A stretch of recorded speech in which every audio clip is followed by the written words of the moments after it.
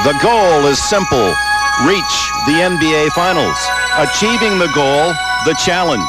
Charles Barkley, a man capable of propelling the Phoenix Suns there solely on the strength of his ferocious, insatiable will. But even he has found that willpower alone is not enough, and the obstacles along the way can be infuriating.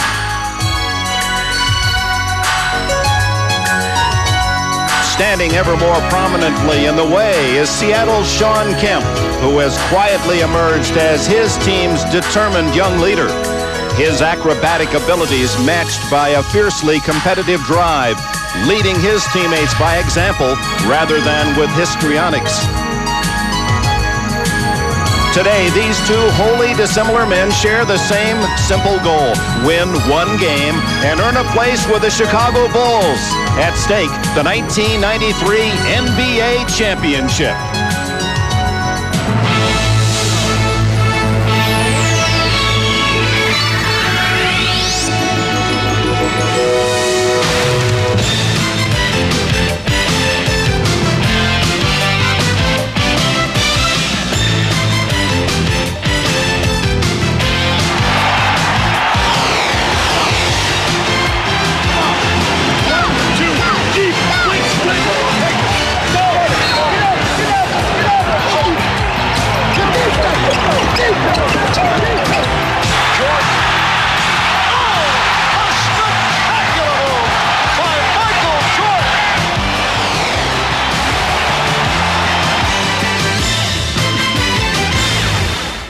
This is the NBA on NBC.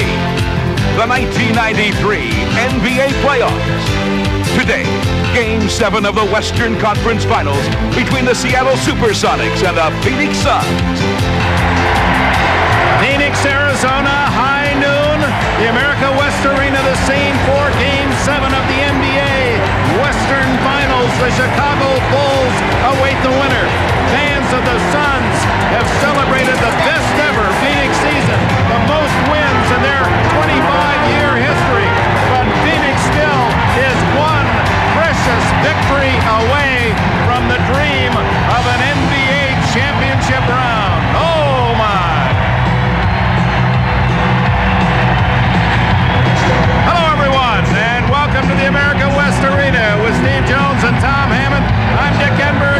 The high-stakes winner-take-all Game 7 about to begin. And when you look at a game of such great import, you search out the two stars. Charles Barkley, MVP of the league, and for Seattle, their budding superstar, Shawn Kemp. First, Barkley. What Barkley will we see today? Well, we better see the Charles Barkley that got a triple-double, 43 points, along with 10 assists and 15 rebounds. Barkley is going to have to be the aggressor. He's going to have to make things happen. He's going to have to take charge as he did in Game 5. He would not be denied getting chances to go to the hoop, and that brought his teammates with him. If he can play that way this afternoon, the Suns will come out on top.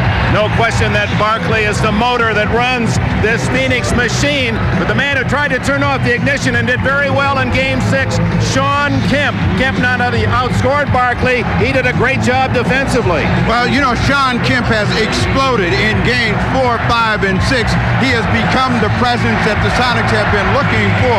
And Charles Barkley said he was tired, he ran out of gas in Game 6, but it was Shawn Kemp who said, no, it was my aggressiveness, my defensive energy on the boards, diving on the floor, starting the fast break, and finishing plays that made the difference. And part of the Seattle strategy will have to be to quiet this crowd here in Phoenix. That's the plus for the Suns. The negative is they're playing with an 11-man roster today. And with more on that, let's go to Tom Hammond. You're right, Dick. There is a significant injury for the Phoenix Suns. It's reserve small forward Cedric Ceballos. He was supplying some instant offense, 8 points in 4 minutes to start the third quarter of Game 6 when he pulled up lame, aggravating a stress fracture in his left foot.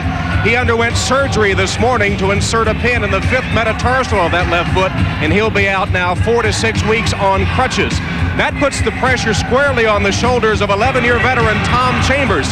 Now, he can score points, but he's sometimes an offensive liability. When I mentioned to him more playing time today, he broke out in a wide grin, and Chambers will start this Game 7 for Phoenix. The Suns are pulling out every motivational ploy. When the players arrived at the arena today, special T-shirts were waiting for them, like the one Mark West is wearing here, detailing just what stood between Phoenix and a trip to the NBA Finals.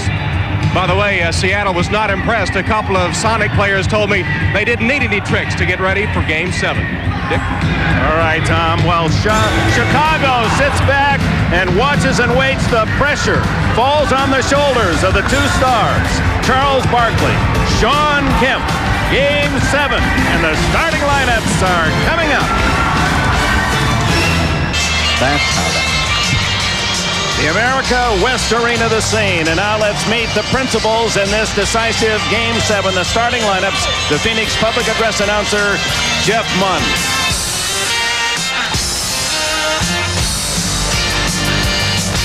Good afternoon, ladies and gentlemen. Welcome to the America West Arena and the 1993 NBA playoffs. This game is game number 7 of the Western Conference Finals between the Seattle SuperSonics and your Phoenix Suns. Now, ladies and gentlemen, with head coach George Karl, here's the starting lineup for the Seattle SuperSonics. At guard from Oregon State, number 20, Gary Payton. At guard from Rice, number 22, Ricky Pierce. At center from North Carolina, number 14, Sam Perkins. At forward from Trinity, number 40, Shawn Kemp. And at forward from Alabama, number 31, Derek McKee.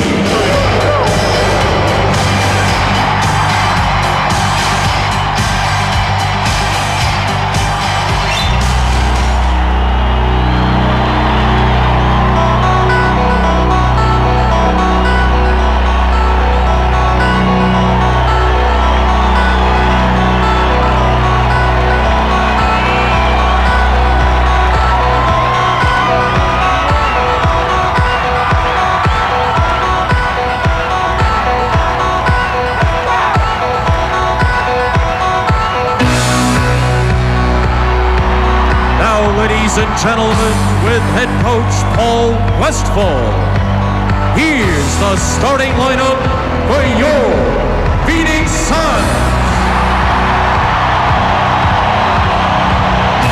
At guard from California, number 7, KJ Kevin Johnson.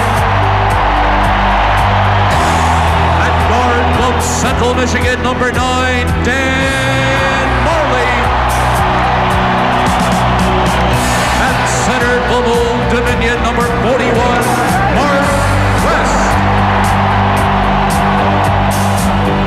At forward from Utah, number 24, Tom Chambers.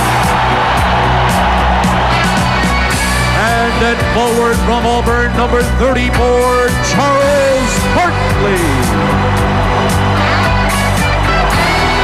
Injured and not playing today for the Suns, Cedric Sabonis. Officials for today's game on TV.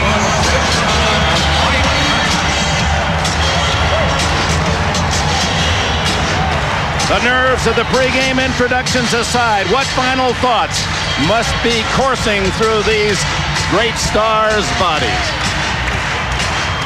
That's the biggest game of my career. Everybody in our locker room knows that. You spend your whole life trying to get to this point as a basketball player to play against. Play for a world championship, and it comes down to one game, and this means everything, means the whole season. Well, when I was a little boy, I always dreamed of being at the top, playing against the top players, and having an opportunity to get to a championship series. I mean, it'd have to rank up there as being the best that ever happened to me. I mean, I'm excited about it. The joy of the opportunity, the pressure, the intensity felt through Marley and his 33-year-old counterpart, Ricky Pierce. The officials for this big 7th game in the West: Ed T. Rush, Mike Mathis, and Dick Bavetta. There's Bavetta and Mathis III. The officiating, you know them. You've watched them all year, Steve Jones. Does it favor one side or the other? If there is an edge, and we know officials are not supposed to be that way, I would say with this crew, the Phoenix Suns will have a slight advantage. The crowd affects all officials, and we'll find out whether the Suns get just an edge enough to get to that line, get more calls. NBA was founded in 1946, 47 years ago, tomorrow on June 6th. NBA's own D-Day. And here, the battle, the war for the West. Kevin Johnson, as Magic Johnson indicated, NBA Showtime, he is critical. The penetration. Chambers starting his first game of these playoffs. Into Mark West, and West, who scored only 3 points total in the last 2 games, gets the first basket. At the other end, it'll be Pierce with Perkins out high. He's been their top 3-point shooter. McKee working on Chambers. Perkins ties it at 2. Left-hander acquired from the Los Angeles Lakers at midseason has been critical to the Sonics' growing success. The critical part right there, Dick, is can they force turnovers? Can they force quick shots so that the Sonics can get in transition, because that's where they're the most effective. Barkley way off on a wide-open 12-footer. They're going to try to attack Tom Chambers right at the outset of this ball game. Chambers is a force offensively, but if you can get him down, that neutralizes his size. That will bring Dumas back off the bench. Derek McKee can be a very forceful player against both of them. So Chambers matching his 6'10 against McKee, but doesn't have the quickness, and there's almost a turnover. Can it be saved? No, Barkley! Sir Charles hustles for his first points. That play seemed to develop in slow motion, and the only one with any speed was Barkley. He ended up with a deuce. John Kemp gets his first touch. He's well off. Barkley rebounds. The leader on the season, cleaning the boards, and so it has been in the playoffs ahead to Kevin Johnson. And it's out of bounds. Did it touch Kevin Johnson? Was out of bounds? No. You'll see that slow motion effort by Derek McKee. Out of nowhere, sprints Barkley, and once he's got possession of the ball, it's an easy 2 over the top. Chambers, an excellent shooter at all ranges. Kevin Johnson jumping into Payton will draw the foul.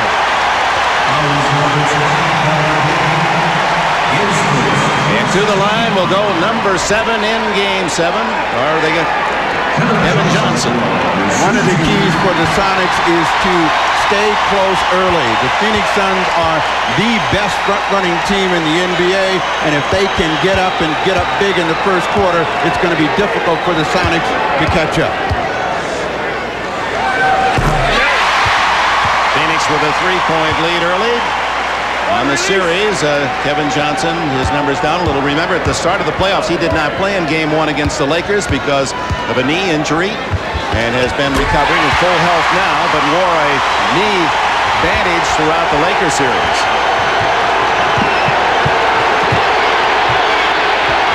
Kevin Johnson on Gary Payton. When Seattle has had success, it's been going inside first and then coming back outside. Payton, his 20-footer comes out to Perkins. Kemp and Chambers go down. Perkins for 3. Kemp. Can he save? No. Johnson, 3-on-1 to Marley. Blocked by Perkins. Pierce goes the other end to McKee. Sonics cold. Just 2 points in the first 2.5 minutes. Johnson. Rebound West. Chambers to Barkley. Loses it out of bounds to Seattle, and Charles can't believe it.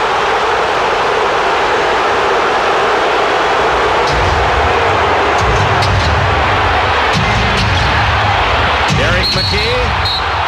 And the foul goes against Seattle. McKee on the charge. Those are the kinds of calls that will give the Phoenix Suns an edge. Derek McKee obviously feeling he can go off the dribble at any time against Tom Chambers. You see an angry Charles Barkley, and what he is trying to do is keep the emotion of his team up and keep the pressure on the official. Well, coaches talk about fouls to give. He says, I got a technical to give. It takes two. Tom Chambers from outside the arc, and Phoenix jumps out to an early 7-point lead. The Sonics have always been in a state of flux in their half-court game, and right now they're in that state of fog. Let's see if they take advantage of a mismatch. Ricky Pierce can't drop the three-point try, and it's out of bounds to Phoenix.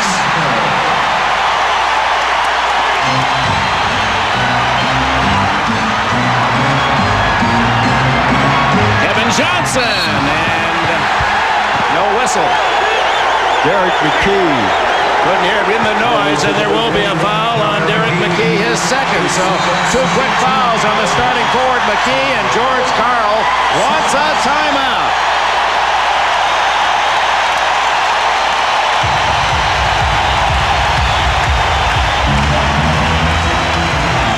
Barkley made Phoenix not a good team, but an outstanding team coming from Philadelphia. Was a leading scorer 6 years, always played physical. Would Game 7 be even more so? Yes, because they were beating us up in Game 6, and I did not like it, Ed. But I think that it's up to some of my other teammates to waste some of their fouls, because I'm our leader as far as intimidation go, but I can't try to hurt guys like I want to and use up my fouls. A little calling card out to his Phoenix teammates to be more physical. When he says hurt, what he means is put a body on people. Don't let someone come in the lane naked. And the Suns for years have been considered a soft finesse team until the arrival of Barkley. So we'll find out whether the Suns, who have an advantage right now and got an aggressive start, will be able to keep the Sonics from getting inside, get something cheap. Kevin Johnson, it's 1 out of 2, and Perkins with a rebound, an 8-point lead for Phoenix. And in 3.5 minutes, the Suns have made only 1 of 6 shots.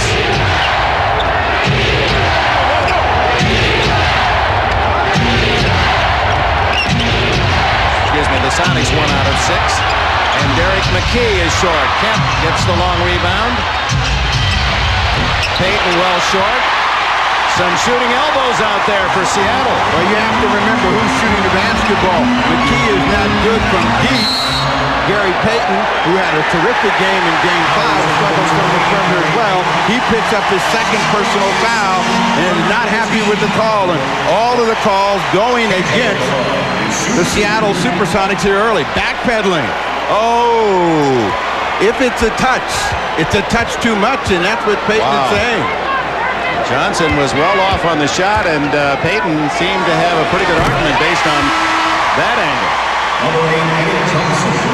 In Game 3, this is the kind of officiating that took the aggressive play away from the Sonics, and they struggled. They eventually made one big run, but never really could overcome it. That was one of their concerns approaching Game 7. 11-2 Phoenix. Eddie Johnson in for Derek McKee. We'll see how long George Karl stays with Gary Payton with his 2 fouls. You can see right now there's some confusion as to what they want to run, and they're not sure how to get a shot. They're ending up against the shot clock deep out on the floor. Underneath is Sean Kemp, fouled. And we'll go to the line, a chance to bite into that 10-point Phoenix advantage. Kevin Johnson with his first foul. You hear the talk about being patient offensively a lot of times, but that means you also have an idea of what you want to do. Many times in a half-court set, the Sonics are waiting for something to evolve, and at the last second, they're hoping someone will make a play, as Sean Kemp just did. Kemp, who has had a terrific series, averaging 21 a game and nearly 10 rebounds. Above his season marks. 12-4 with 7:41 to go in this opening quarter. And the long pass to West, and he drills it in. 4 points for West. That's about his average in the entire playoffs. They're throwing the ball ahead so that the Sonics don't get a chance to trap Kevin Johnson. Payton takes it in. Nice drive. First points for the point guard of the Sonics.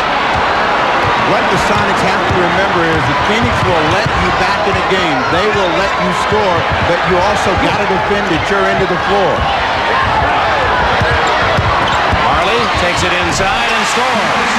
Marley's first points. 7 minutes to go in the quarter. 10-point Phoenix lead. Barkley on Kemp. Kemp is waiting for the double team. Ricky Pierce is short. And it goes over the top to Phoenix. Sonics shots are short here in the first quarter. They're 2 for 10.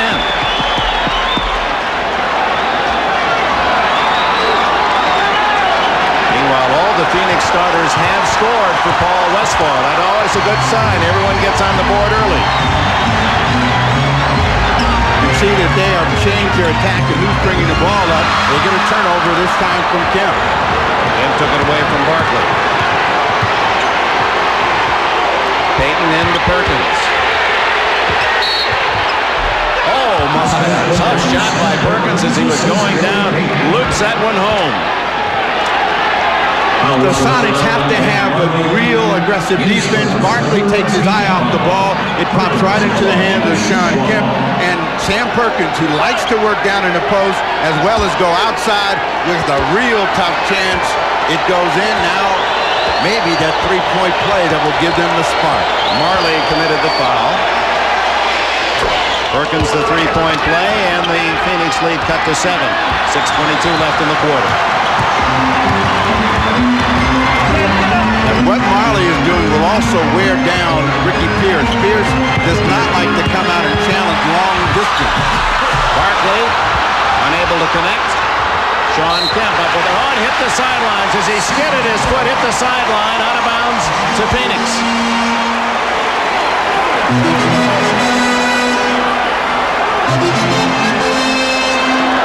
You see the slide and foot, and he never really got under control. They lose a golden chance.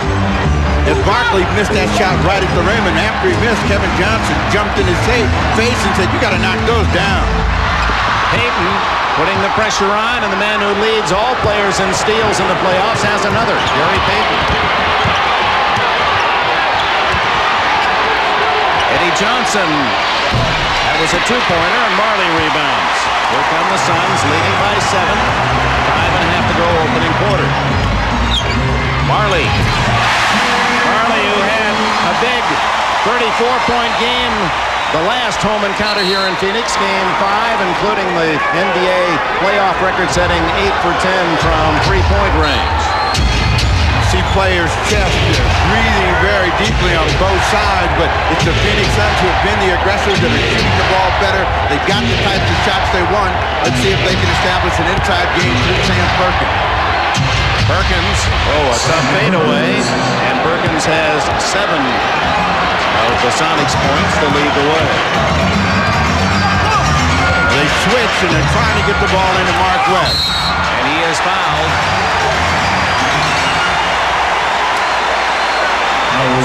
Sam Perkins loves this side of the floor, and what he wants to do is fake in and then come back right. You see that's a tough shot, but that's money for Perkins. The same shot that's given them big advantages whenever they have been down. Perkins' job now is to keep the Sonics within contact. They're down 7, and if they can just stay around 7, 10 points, they can finally get themselves into the game. Mark West shooting off the foul Ricky Pierce committed. West, not a good free throw shooter, just under 52% on the regular season. So West has 5 points. He had 2 in Game 6, and he had 1 in Game 5. So that's good news for Phoenix fans. See what happens with Eddie Johnson. He walked around like he's got the hot hand. The first time he shot the ball, he liked the way it felt. And that's exactly where they go, to the veteran Johnson from Illinois, his first points. Out of bounds, George Karl campaigning for Seattle ball, but that's not the way it goes. Barkley helps out in the backcourt, and Payton almost with a steal. Now, Payton has been very aggressive defensively and made some good plays, forces a turnover and a mistake from Kevin Johnson. 4 turnovers now forced by the Sonics, who led the league in the regular year. Turnovers forced and in steals. Johnson on Chambers. Trying to give Kemp a chance to go one-on-one against Barkley. And he throws it in. 4 points for Sean Kemp. It's a 4-point game. Phoenix had led by as much as 10. Mismatch out there at their end of the floor is Tom Chambers against Eddie Johnson, and they go right to it, and Eddie Johnson picks up the personal. Johnson 3 inches shorter. What Sean Kemp is looking for is a double team first. It doesn't come. That gives him room to work. You see Barkley does not want to draw any fouls early, so he backs off. And on the other end, you've got Eddie Johnson trying to get up tight and be aggressive, knowing that Chambers is bigger. He agrees with the call. Chambers to the line, 1 in the penalty.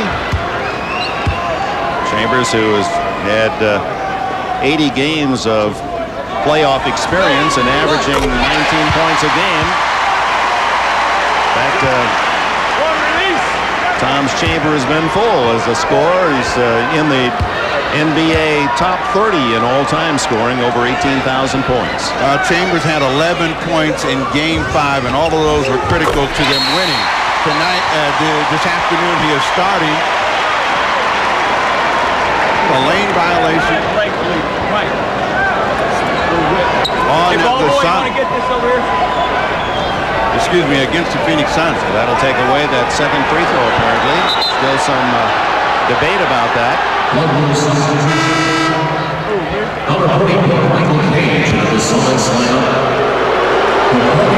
You'll see Mark West cheat in. He's in early. We got let in. Sam brought him in. They have not changed the scores yet. Nate McMillan. Sean Kemp on the sidelines for the first time, and Perkins rainbows in another. He has 9 points in the quarter. Sean Kemp had blood on him, and that may be what that call was. And instead of a lane violation, he had to come out of the game. Michael Cage came in. Mismatch, Pierce against Chambers. Inside to West, partially blocked by Michael Cage. Perkins has the hot hand, doesn't hit that one. Eddie Johnson on the follow. Johnson's cold shooting throughout the playoffs continues in this quarter. Barkley on the rumble and the foul. McMillan reaching in. Both teams want pace in the game, and pace favors Kevin Johnson and Charles Barkley, knowing that Barkley is coming. McMillan doesn't want him to get in where he can get a chance to get a three-point play. Will put Barkley on the line for the first time. Sean Kemp apparently had a scratch on his right shin, and there was blood, and of course NBA rules dictate that he must immediately be sent to the bench for repairs. Barkley is in his 7th NBA playoff. Philadelphia's loss, certainly Phoenix's gain, and he seems to be a very happy man here, and he predicted a big game today from Sir Charles. Will it be the 43 level or the 13 that he scored in Game 6? He misses both free throws. It remains a 4-point game. The Sonics have clawed their way back in it. Perkins has been the guy that has steadied the ship. And we'll find out whether they continue to go through Sam Perkins. McMillan goes inside and is rejected. Marley breaks out with Barkley. Seattle hustling back. Kevin Johnson. And West is fouled. Michael Cage, his first. Nate McMillan found the seam as he was trying to get a two-man game going. Got in, but couldn't get the ball up high enough. Tom Chambers knocks it away. Just under 3 minutes left in the opening period. Phoenix by 4. Tom Hammond back in Phoenix, where Sean Kemp of the SuperSonics suffered a slight cut on his leg. It's not serious. It's been patched up, and he can return to the game at any time, though he stays on the bench at the moment. An extra problem for George Karl today. Right behind his bench is Robin Ficker, being interviewed now for NBA radio. He's the famous heckler from the Washington Bullets. Somehow he got a front row seat, and he's been all over George Karl. He's been saying, "You've got a problem, boy, George."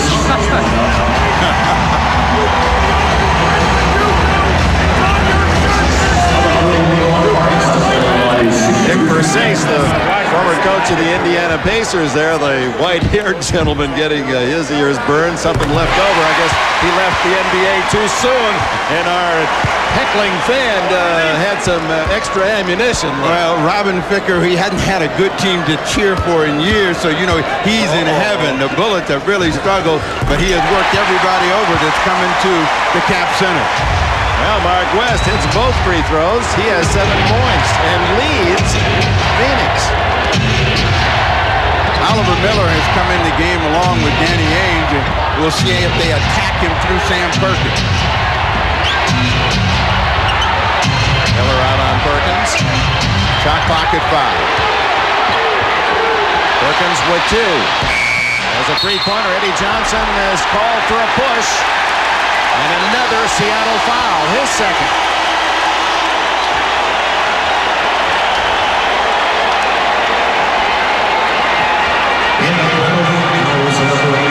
He's trying to get the rebound. The official says Eddie Johnson held down Danny Ainge. And of course, if you're Danny Ainge, you shake your head. You say yes. This is the easiest place to score from the free throw line. You get another look, and you can see the arm was extended. So far, the foul totals 9 called against Seattle, 3 against Phoenix.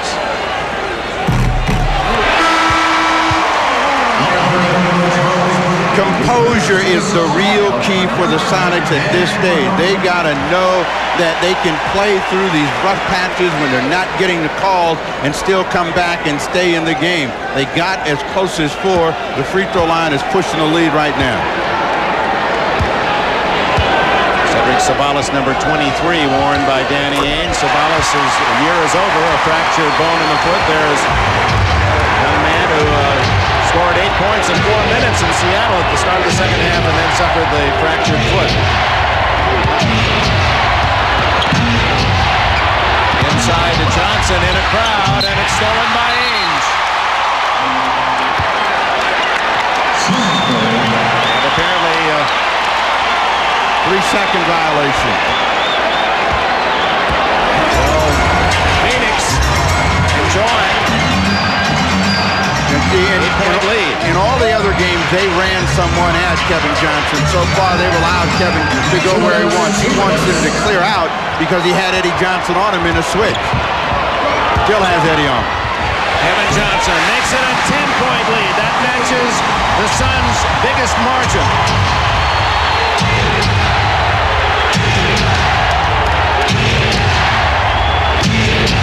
Eddie Johnson inside to score. He has 4. And a minute to go in this opening quarter. 8-point Phoenix advantage. Despite Charles Barkley scoring only 2 points. Now they've got the +7 from Mark West, and that's a huge bonus, and he's at the rim again. 9 points for West, whose high this year was 16. McMillan fouled by West. What George Karl is trying to do is keep Kevin Johnson from penetrating. He finds the seam, the help comes, but there's Mark West for the easy 2. So they've got to be able to push Kevin Johnson backwards. They haven't done it in the first period. They're down 10. Johnson called for that foul, reaching in, and that's 2 on him. Nate McMillan with his first point. McMillan, part of that supercharged defensive backcourt for the SuperSonics. McMillan and Payton, perhaps the best defensive pair in the league. They are great defenders, and the only way that Nate McMillan really scores is if he gets an open opportunity or goes to the rim. He's shooting below 30% for the series. They need some offensive punch to go along with the defensive energy. Phoenix with the ball. 1 minute to go in the quarter, a 9-point lead. to Johnson. Eddie Johnson rebounding for Seattle, a 3-on-2. And McMillan has it knocked away by Phoenix, out of bounds to Seattle. How do you not go to Sean Kemp on this play? You know this is thrown down. He decides to try to give it to Nate. Actually, that ball should have come back to the Phoenix Suns. You can see Sean Kemp was on the right-hand side. Kevin Johnson, you don't have a shirt on, so you can't make calls.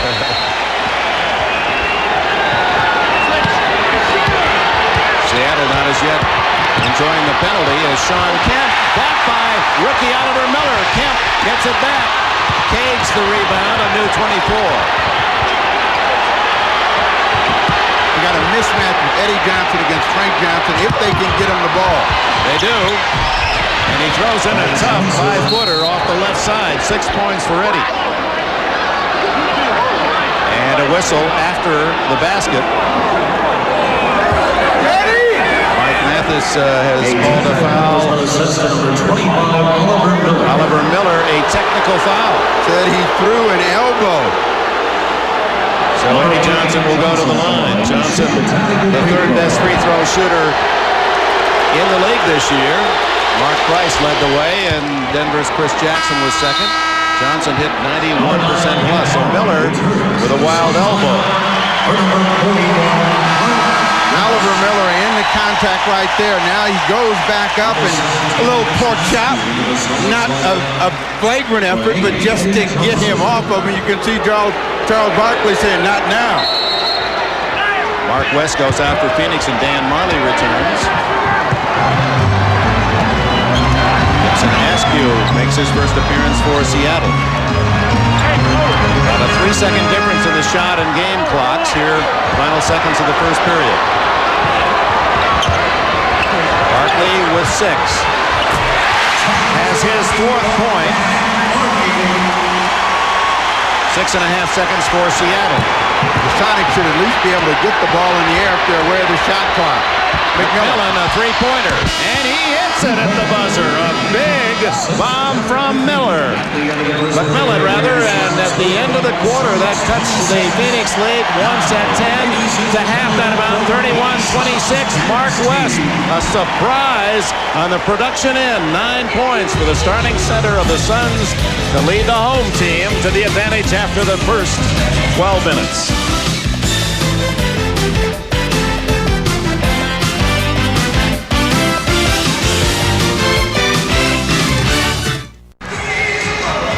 Well, the final shot by Nate McMillan brought him personal inspiration and brought the Sonics closer. Well, the fans in Seattle have been waiting for someone to plug Nate McMillan in and give him some firepower. This 3-point field goal was a huge shot for Nate. The power is on, and he liked it. Paul Westphal, the last guy to make a 3-point field goal, not Nate McMillan. 31-26, Dick Enberg with Snapper Jones and Tom Hammond, our producer David Neal, and director John Gonzalez from the America West Arena in Phoenix, deciding Game 7 in the West. The winner will try to deny the Bulls from the three-peat.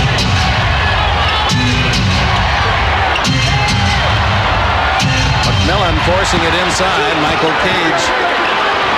Long range for Cage. He had trying to beat that 24-second clock. Oliver Miller clears to Ainge.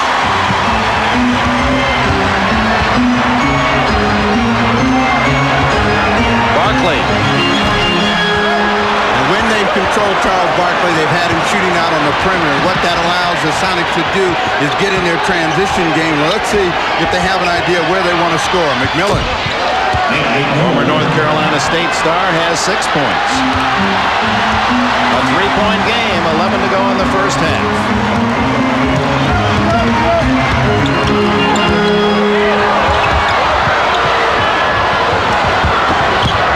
Chambers inside.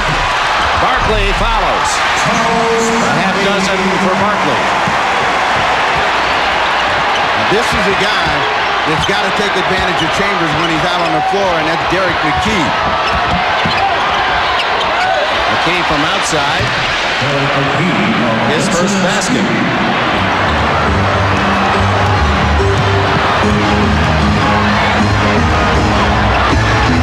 This is how they get Charles Barkley to cough up the ball. They send someone right to him near turnover. 10 on the shot clock. Ames to Miller. Miller kind of threw that one up blindly, and it's against the Phoenix Suns. Well, he heard Charles Barkley say, get it up, because Barkley had seen the shot clock running down. He felt he had good rebound position, would be able to catch it and go back up, but it bounced over his head. Miller picks up his first personal. Well, here come the Sonics with 10 minutes to go in the half. They're down by only 3. McKee left alone and brings it. 2 in a row for Derek McKee. 33-32 Phoenix.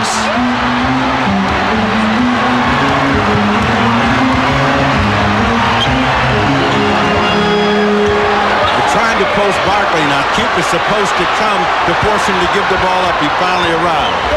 Chambers fires. And it'll go out of bounds to Seattle. Phoenix running into a cold stretch after leading by 10 with less than 2 minutes to go in the first quarter.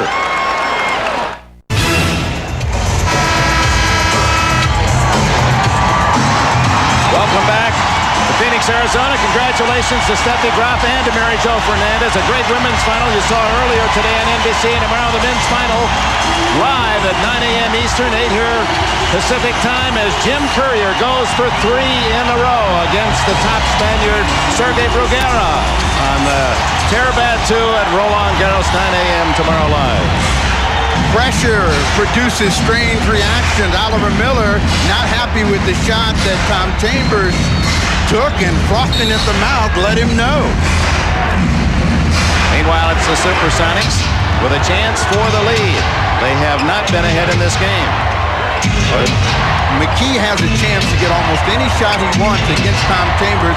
Now they're trying to post up Sean Kemp against Chambers. Kemp blocked by Miller.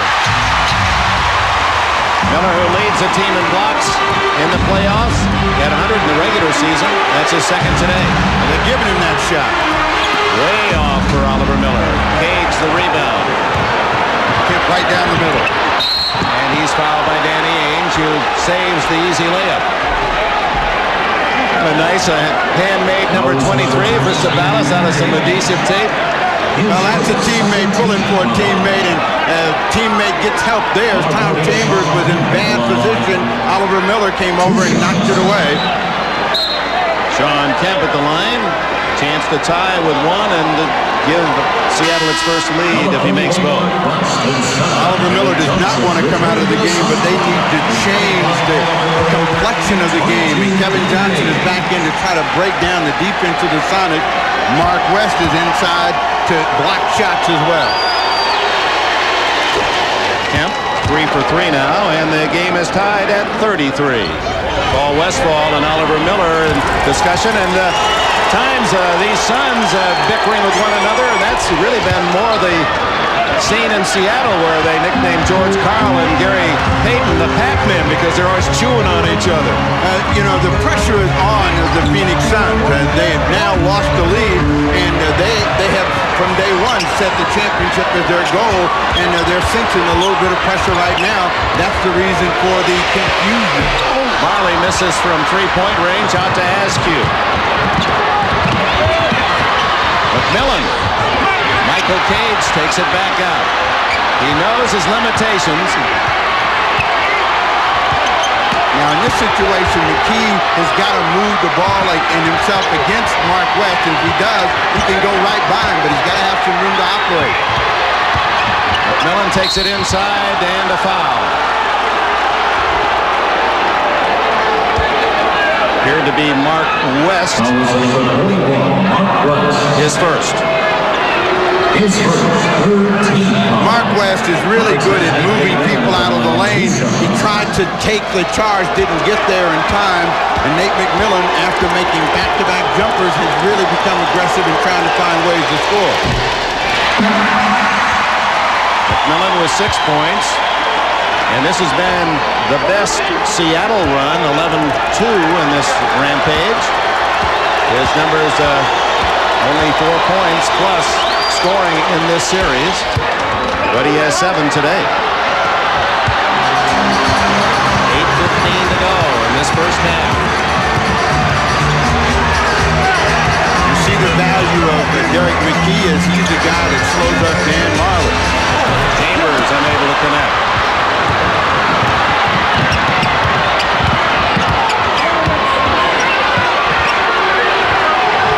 Mismatch, and this is again where they'll force a double team and make McKee make a decision. Trying to post McKee. 5. McKee with 2, McMillan with 1, a three-point try, and a rebound. Askew and a new clock. Kemp from outside rattles it in, and it's a 4-point Seattle lead. 8 now for Kemp. He has outscored Barkley in the game. Well, now we'll find out whether they get the ball to Charles Barkley. They have kept him out on the perimeter and taking deep shots here in the quarter. Barkley hasn't touched the ball. Barkley positioning on the far side of the ball. Oh! Johnson way off the mark, but Barkley there as if it were a pass. 6 for Sir Charles. And 6 rebounds. And the turnover to Phoenix, trailing by 2. They can't get him the ball off the set, so Barkley works the window and gets that one to go in as we go to a break. 7:02 remaining in the first half. The Phoenix Suns and Seattle SuperSonics 2-point lead for the visitors. Yep, no doubt about that. The bald pate of Charles Barkley. He makes the opposition focus and has been the focal point of the entire NBA this year. And how about the man trying to defend him, Sean Kemp? I've been able to play against Carl to start off with, then Hakeem, and now it's Charles. So, it's only getting worse. And I tell you, it's almost like going to school at times because you learn a lot. You learn a lot from the guy because he is a great competitor. You learn a lot of little things, a lot of little tricks that he does. And I've been able to use some of those things on him, and it's been able to help me out. One of the few Elkhart, Indiana's Sean Kemp that did not go to college, right to the NBA at age 19, and it has been a hurry-up education for him, and seems to be learning his lessons very well. 7 to go in the half. Phoenix looking for a tie on this trip. Seattle out shooting the Suns considerably here in the second quarter. Barkley. Well, the Suns lost their aggressiveness, and they're now trying to get it back by going through Charles Barkley. The offensive end, they stalled. They became a perimeter team. Tied at 37. Barkley now with 10 to lead all scorers. Askew to Payton. Blocked by West, and Barkley recovers. That was a huge block because Payton was right at the well on a perfect play, give and go.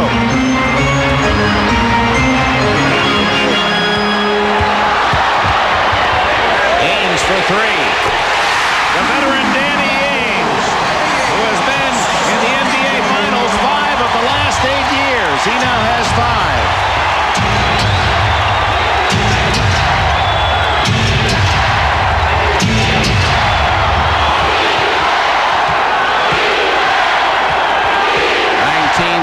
Here at the America West, trying to spur the home team with a cry defense and a foul on Ainge, his second.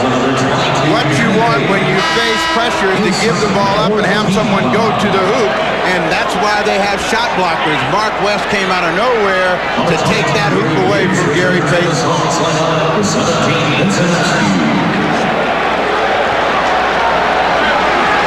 Vincent Askew out, and the Sonics' top scorer, Ricky Pierce, returns. Pierce has not scored, Snapper. He's off to a real rough start, but we know he can be very explosive. But right now, they're trying to get the ball inside. They call a foul against Sean Kemp, trying to set a screen for Birkin. His first foul. Bringing the ball over, you watch Kemp move. He really didn't get a set screen. Gave him a little bit of the shoulder.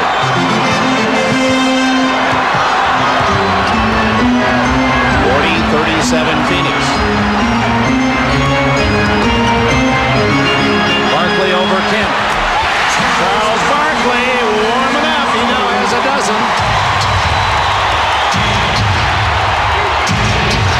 Now Barkley on the defensive end against Kemp.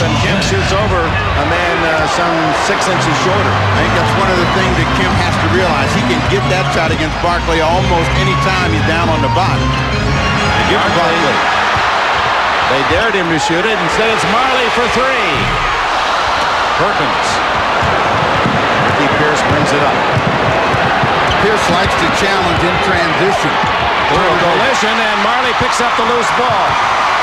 Barkley against Payton. Good job by Payton to cut him off.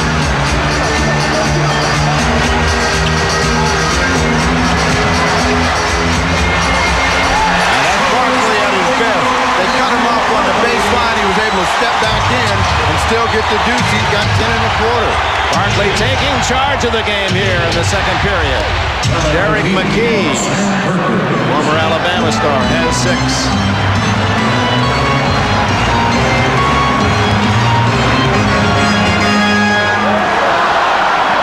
The team with the defensive pressure and that's not allowing the ball to move and the bodies to move are the ones that get the advantage. And right now, the Sonics have relaxed, and they're letting the Suns do whatever they want. Ainge with another 3-point shot. Ainge with a couple of trays and now has 8. Ainge in the regular season shot more 3-pointers than he did 2-point attempts. And Phoenix led the league in most attempted and made. Barkley wincing his first foul.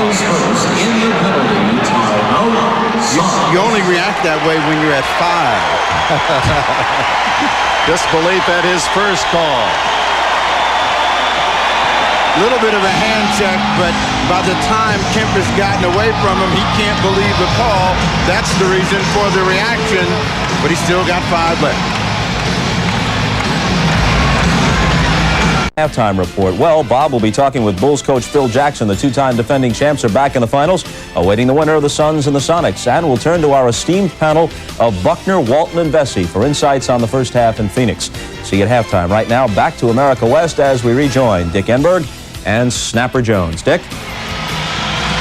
All right, Bob. And Charles Barkley, guilty or not guilty? An unhappy man. His first foul has been called. Totally disagree. We asked him if he would waste his emotions today on the officials' calls. Well, it depends if they're bad or not. If they're bad, we have to. I don't see anything wrong with getting a technical if they're bad. Some officials just bad. That's it. That's from the book of Charles. Well, he may have been complaining also of the fact that Seattle has not had a foul called against them the entire quarter, and we've got 3:48 left, and Phoenix whistled for 5, and in the penalty, Kemp at the line. Even though they're in the penalty, they have been the aggressors to get back on the lead. The Sonics, who were very aggressive in getting back in the ball game, have not really pressured the ball, haven't gotten up, so they're not forcing mistakes. That's the reason that the Suns have been able to get back on top, so it may be a plus and a minus in one way. Kemp now 5 for 6 from the line, leads Seattle with 11 points. 5-point game.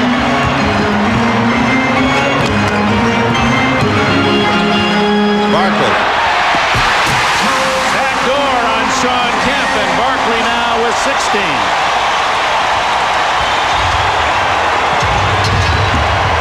Barkley has been the force that has brought them here, and they're going to ride his shoulders to try to get an advantage. Payton almost fell over. Ricky Pierce still looking for his first points, and it won't fall. Kemp saves it, knocked away by Ames, and they're going to call a foul on, I believe, Ames or West. They were both reaching. It'll be Ames. Rule of defense is always know where the ball is, know where your man is. Sean Kemp got lost, and it was an easy 2 for Charles Barkley. So in order to prevent this play, they needed pressure on the passer. They needed Kemp to be aware of where Barkley was. They failed in both cases. Ames, always aggressive. Kemp converts, and he's now 6 out of 7 from the line. 12 points for Sean Kemp. His counterpart Barkley with 4 more in this half. And Barkley rebounds.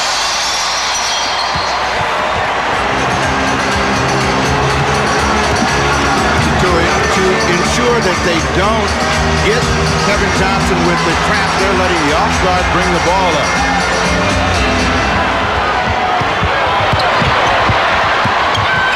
Barkley hits the side of the board. 2 on 3. Pierce waits for green-shirted help. Pierce wants to get started. Still can't hit. And Pierce and Barkley. And it'll go against the veteran from Seattle. Maybe in frustration, he's 0 for 4. Pierce's strength is at the offensive end. He missed another good, strong drive, and in trying to make a steal, just a little chokehold.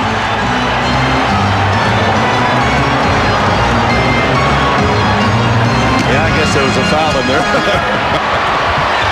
West at the other end, and a foul against Seattle. There were 3 men surrounding the center of the Suns, and it'll be Sean Kemp's second. So far, the matchup of stars, Barkley outscoring his younger opponent and out-rebounding, but both having good halves. Barkley, and the key to the entire series for Barkley, you make him shoot outside, you've got a chance. Inside, he rarely misses. He was 11 for 11 2 games ago here in Phoenix. He's 6 for 7 today in the paint, 2 for 5 outside. Well, the playoffs are about adjustments, and it's Game 7, and the Phoenix Suns have finally figured out a way to make Kevin Johnson a more effective penetrator. That's the reason that Mark West ends up getting that hoop, because of Kevin Johnson's penetration. And a technical foul apparently has been whistled against Pierce, who was bumping with number 22, Kenny. Oh, wait, now they're changing it. It isn't Pierce. It's Payton and Ainge who were bumping and grinding, and each will draw the technical. So 1 more for either of those two, and they say goodbye to Game 7. Meanwhile, Mark West in double figures with 11 points in this first half. That is a surprising resource for Phoenix.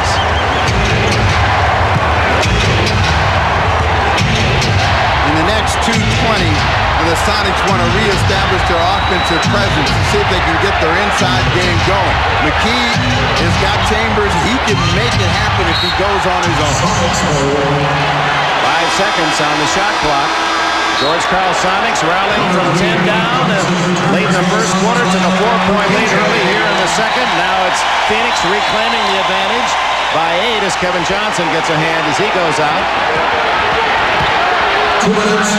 With a second left, it was Kemp long and out of bounds to Seattle. Last touch by Mark West. A quick shot for Kemp against the clock, just catches the rim. Payton doesn't catch up to it in time. Mark West knocks it out of bounds. Blue 24 for Payton.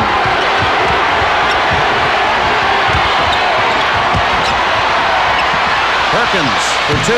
Sam Perkins, quiet after a red-hot first quarter, now has 11.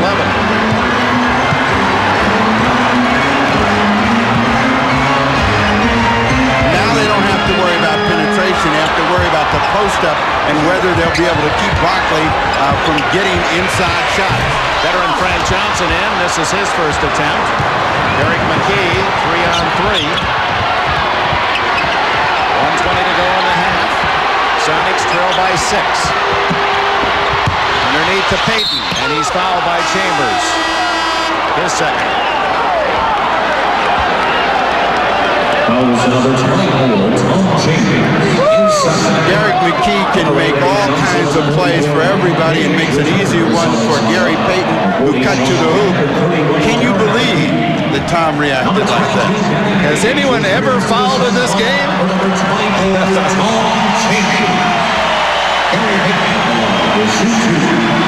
Gary Payton at the line. And Seattle has missed some chances in this first half. The charity stripe. Tough man defensively and has improved his scoring in this his 3rd season. Well, a told story of his taking over 1,000 shots every day all last summer to improve his jump shot. bring Kevin Johnson back in. They want to get him for penetration, see if they can set up something on the outside. Oh, looked like a good block by Perkins, perhaps with a body. That was Michael Cage on the backside. So you'll see dancing down the lane, a little bit of a touch on the arm on the way up gets Kevin Johnson on the line. So Cage with the foul, his second. KJ 7 points in the game. Now 8, 6 of those from the foul line. Frank Johnson in, Danny Ainge out. 1:03 to go in the half. They got a small back court, and along with Marley and Barkley up front, they're really short at the forward position. Mark West is supposed to knock down any penetration.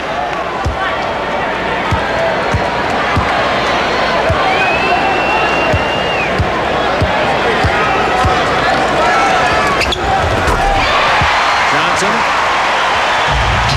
gives Phoenix a 53-46 advantage with a minute to go in the half.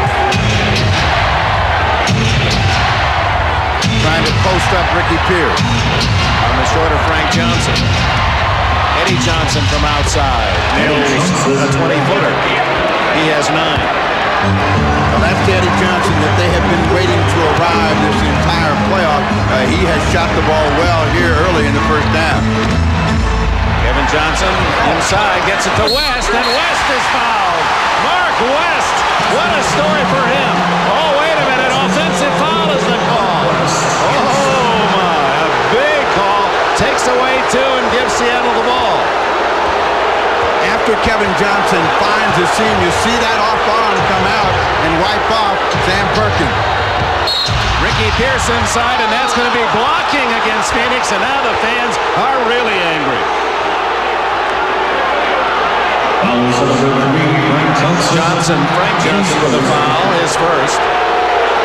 Pierce is trying to find a way to get off, and really he's got to stay under control. Frank Johnson trying to draw the foul. Pierce goes up, and you could see George Karl's complaint. Charles Barkley got his hand in the net. I should have 2 more. And Pierce, who has been nearly perfect from the line in this series, 30 out of 32. That's the lead to 4. And it's his first point as Askew returns and Eddie Johnson out. Defense switch. With 24.7 seconds left, almost clock time. Pierce misses only his 3rd of this series. The Suns should be working for the last shot, and one of the reasons that Askew's in there is to make Kevin Johnson work hard to bring the ball up. Now he'll set up in a 1-4. What he likes to do is come right at you, and if you're Askew, you should be challenging Kevin Johnson. That count, yes, a call, and Rush calls continuation. Big. Anytime Kevin Johnson can get you backing up and on your heels, he is a threat. And this time, he gets a rare hook shot to go in. But you can see Askew's backing up. If he's going to control him, he's got to go to him and turn him one way or the other, not let Kevin Johnson dictate the way he should play. Oh, so much riding on every attempt. Kevin Johnson letting out full emotion, completing that shot, and a chance for the 3-point play as he looks for his 12th of this first half.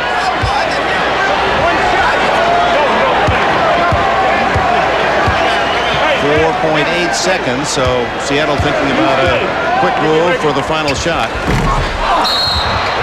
And Barkley with a push-off, his second. No argument from Charles. Yeah. His second in the penalty. So they'll go to the other end, and that's a break for the Sonics. A huge break. There were 4.8 seconds in. Karl was trying to figure out how he was going to get that last score. He snuck Dana Barros in the ball game in hopes that he might be able to trigger a quick 3, and they get a foul, so it's Nate McMillan, or is it Sam Perkins who will come to the line? Perkins. Perkins with 2 shots and a chance to carve the Phoenix lead to 4 at the break.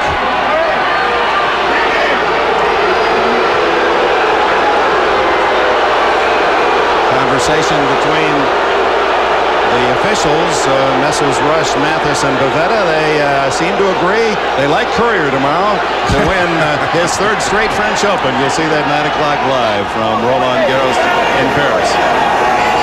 They're going to reset the clock. Back to 4.8 seconds. Apparently Barkley fouled before the ball came off the rim.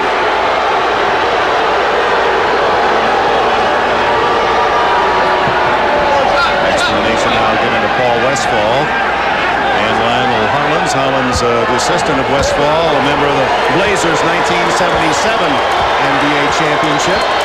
Bill Walton.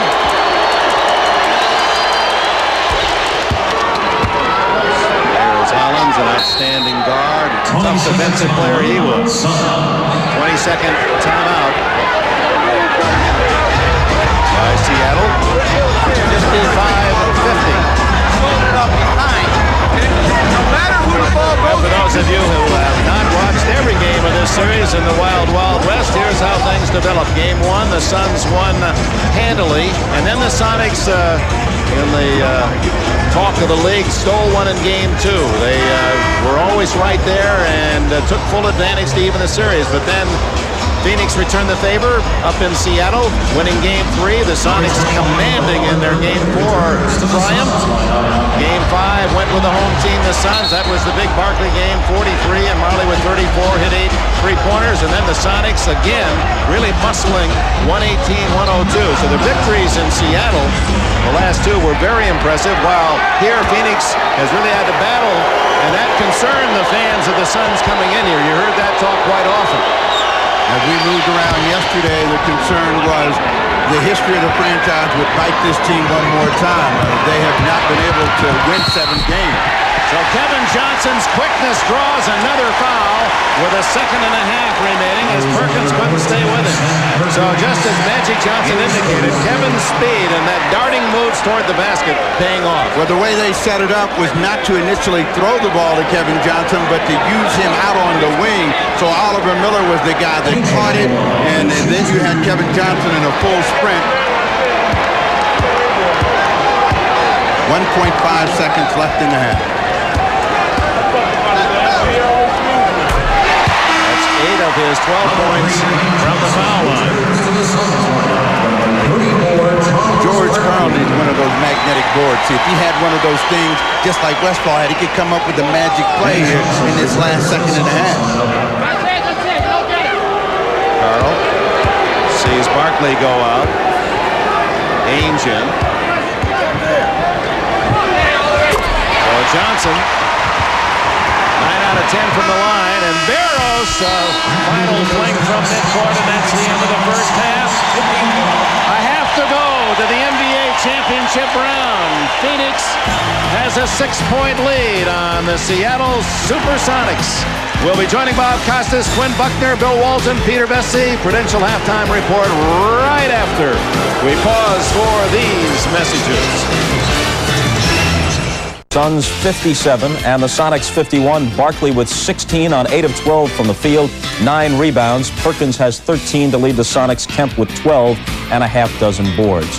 The winner of today's game, of course, faces the Bulls in the NBA Finals. We'll have the entire Finals for you in prime time, beginning Wednesday night at 9 Eastern Time. Earlier, I talked with Bulls coach Phil Jackson, and I started by asking him about Scottie Pippen's clutch performances against the Knicks. Well, it's interesting that as the competition and the series of playoff championships have gone on, he's increased the level of his abilities. Scottie has just risen to the challenge, and during the season I thought he was a little bit mentally fatigued. I thought his ankle bothered him during about the last 40 games of the season, and going into the playoffs he got some rest, a 4 days rest, and then some rest between the Atlanta-Cleveland series, and I thought that he just kept elevating his game all the way through, and right now he's playing at a par of any player in this game right now. You said after the game last night that Michael Jordan looked weary to you, perhaps from all the controversy. How serious a factor do you think that is as the finals approach? I think it's a mirage that we saw last night. It went through in a real quick blitzkrieg, I think, almost of news media and speculation and a whole lot of innuendo around it, about his character, about his personal behavior. And I think that just that attention must have caused a tremendous drain of energy on him. I can't imagine what that would be like for an individual. So I was not surprised at the level he came out. He played very well the first half, but the second half he looked like he got worn down. But still, Lenny did a great job on defense, got the ball to people, and got some assists for us to help win. There's been some sparring over the past year between you and Pat Riley, and it heated up during this series. What, if anything, did the two of you say to each other after it was over? You know, our normal custom is, because our training room or our locker room is on the opposite end of the court from our benches, to walk by the benches and shake hands. But at some time during this series, the kind of the rumor and the feeling is that, you know, hey, let's stop this charades, that this isn't a shake hands and good luck kind of situation here right now. We're both in a death do us part struggle. So during the course of the series, there's farther and farther distancing apart, and both of us, I think, have some sort of admiration for each other from a distance. But after the game was over, he looked me in the eye as we crossed paths on the way to our locker room, and he said, "Good job, good series," and that was enough said. And I think we parted, with a great deal of respect for each other, particularly myself, for the energy that he's put into this season and the drive and motivation he's pushed his team through. Phil Jackson, we'll see him and his Bulls either in Phoenix or in Chicago, depending upon the outcome of this afternoon's game, as the NBA Finals open at 9 Eastern Time on NBC Wednesday night. When we return here, we'll bring in Quinn and the Insiders to talk about the first half of the Suns and the Sonics. That's after a message from Prudential and a word from the NBA.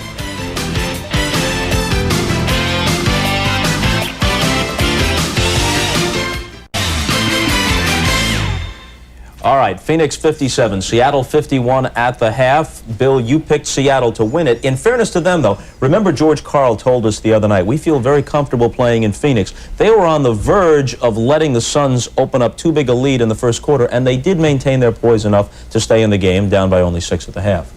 They're in very good position, despite the fact that their front court defense is flawed strategically. Here they are, they're trying to overplay in front guys like Mark West and Tom Chambers, guys who have no back-to-the-basket game, giving them easy opportunities. Mark West has 11 points. And then the inexplicable decline and failure to show up of Ricky Pierce. 0 for 4 from the field, 1 point. The guy has not come to play today. He is their most disciplined offensive player. He's got to come through. He did it in Game 5, not today. That ties into something Magic told us on the pregame show. He said perimeter shooting would be a key to a possible Seattle upset.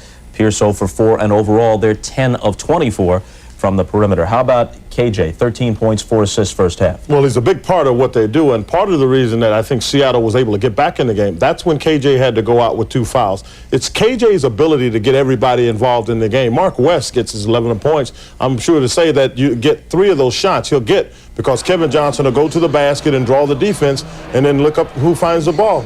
Mark West right there that close. That's a shot he's not going to miss very often. But KJ's ability to get everybody in the game is crucial to Phoenix being successful. And now the Peter Vesey take on things. It's crucial containing Mark West the first 6 games, though, wasn't it? No, I think the fact that Richard Dumas got sat down for this game is a major adjustment by the Suns, putting in Tom Chambers. They were having an awful lot of trouble with that matchup with McKee. It's a rude awakening for a rookie who's compared to Dr. J a few weeks ago. But I think the key to the whole thing is that the Suns, I knew they'd win as long as Charles Barkley didn't play like an MVP. Did Play not, like an MVP? Most vanishing player. I mean, he came through in the second quarter there with 12 points out of his 16 in the second quarter. He has vanished a few times in this series. So whatever they edit out of your column in the USA Today, you just bring over in the briefcase and favor us with it. Is that the deal here? It's in the contract. Anybody with a closing thought before we have to send it back to America West? Well, I'd like to see KJ, this is the time he's always wanted to be recognized as the elite point guard.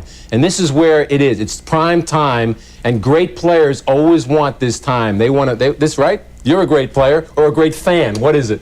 This is the moment that you live for. It's all right on your shoulders. That's why I can't believe Ricky Pierce. He's played his whole life to get here. Nothing in the first half. Credit to the defense. They must be playing him differently. They're playing him differently, too. He's not getting the same kind of looks he gets. The defense is, it can never shut down top offense. At this point, it's shut down Ricky Pierce. Ricky Pierce, through his whole career, has been one of the great clutch jump shooters, and he's got a whole half to prove it in the biggest game of his life. Yeah, and I think you'll probably see him come out. That's the one thing you will say about great players like yourself, and I don't mean that facetiously. If you have a bad half, you always come out and play a lot better in the second half because you get a chance to go in the locker room, and you don't want to go out and embarrass yourself. So he'll come back and play strong, I think, in the second half. All right, a half to go. The Bulls are waiting. We'll send things back to Phoenix for the second half. Did I miss something? You guys are here laughing? I don't know. It all goes over my head. Suns leading by 6. Come to think of it, most everything in life goes over my head right after these messages from your local station. This has been the Prudential Halftime Report, brought to you by the Prudential. Peace of mind. It comes with every piece of the rock. Back at the America West Arena, the Chicago Bulls await the winner of this game, and you can be sure that both coaches reminding all players that 2 quarters to go, with their faith for a chance at a championship ring hangs in every play. We reported here 2 games ago that the Harlem Globetrotters were out of business, being replaced by the NBA action, and we were in there and want to apologize for that, and we're very happy that we made that mistake. The Globetrotters have a strong pulse, and we understand they're going to perform some 300 times around the world this year. We're glad that they are. All right, Steve Jones, we've been looking at the stars all day. Are they sparkling? Well, they're sparkling, and they're sparkling in different ways. You know, this has been a game of surges, and when the Phoenix Suns were down, they went to their main man, and it was Charles Barkley who really provided the spark. In that second quarter of play, you see his hand, give me the ball. Now, he does a great job of avoiding the double team, then diving back in, and that is what makes Charles Barkley so special, the ability to avoid contact. When the Sonics were down and they needed a lift, and they've been waiting for Eddie Johnson to show up, he finally came through. 9 points in that first half of play, a good driving effort. They need more of those kinds of play. But what ultimately is going to decide this game? Defense. Who's going to bump and who's going to grind the most down here in the final 2 quarters of play? One other point, the guys back in New York were talking about the failure of Ricky Pierce to score. Pierce and Gary Payton, between them, the 2 guards, starting guards, 1 for 8 and only 4 points to contribute to the Seattle cause. As we look now at the Miller Genuine Draft halftime statistics, field goal percentages, the Phoenix Suns 50%, and Seattle, that 43 is significant. When they have shot over 43% in the playoffs, they've usually won, and Barkley 8 for 12 and his 16 in the first half. With Sean Kemp and his Sonics, one of the things that they have tried to do is dominate the glass, and they felt that that would really be important, and Kemp is into this ball game, and we'll see how he does in the second half. Let's go to Tom Hammond, who's with George Carl. George, it looks like you survived the first test. You got down after a pretty dreadful start here on the road in Game 7, yet came back to get in the game. Were you pleased with that kind of poise? Well, I was real happy with our defense and our attitude towards the game because they came out and jumped us. But we're not shooting the ball very well, and we're only 6 down. We think we got to shoot the ball better. We got to get them off the free throw line. We can't defend them there. Everywhere else, we do a pretty good job defending them, but on the free throw line, they're tough. At one point there in the second quarter, Charles Barkley really took command of the game. Any special defensive plans for him? Well, we got to be more physical with him, I think. I think we got to stay body to body with him, try to keep him on the floor and make him shoot jump shots. If he makes jump shots, then we'll make an adjustment, but we don't want him to score in the paint. All right, thank you. Thanks, Tom. Perhaps an omen. In their 25th year, the Chicago Bulls won their first NBA championship. This is the Suns' 25th anniversary. Second half coming up. Second half, Sam Perkins, one of 2 players in this game to be in an NBA Finals, led the Sonics with 13, Kemp with 12, Barkley had 16, Kevin Johnson 13, and Mark West scored 11 points. West scored that many only 6 times in the 100 games of this season. That includes the playoffs. Richard Dumas on the bench, as you saw. Tom Chambers starts the second half.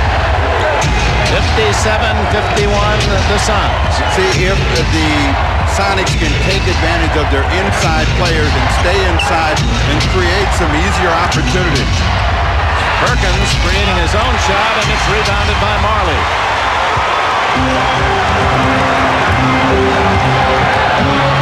Kevin Johnson, Marley, Mark West, with Chambers and Barkley for Phoenix. Barkley draws Kemp close, and Perkins, and his first shot of the second half. If there's been a stumble for Barkley in the playoffs, it's been slow third quarters, but he starts out well.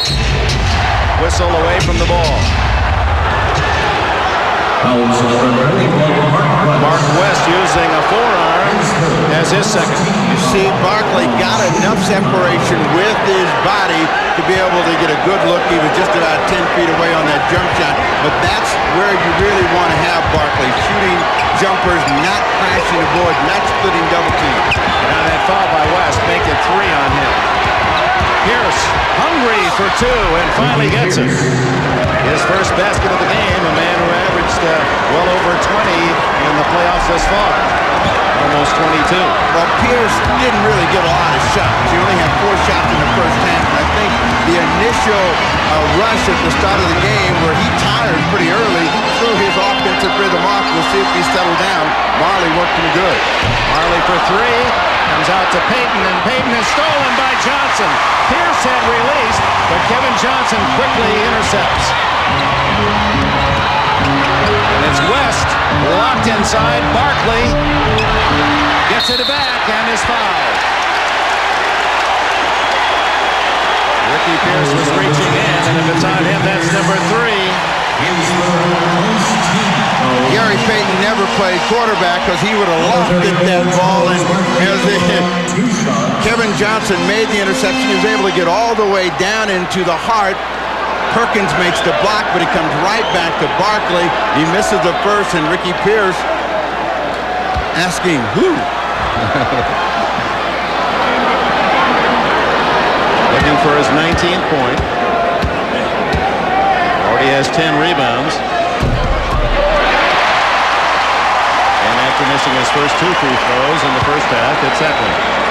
Barkley has vowed not to let the Suns lose, and true to his word so far, he's at least kept them on the lead. When they've gotten behind, he's been the guy that demanded the attention.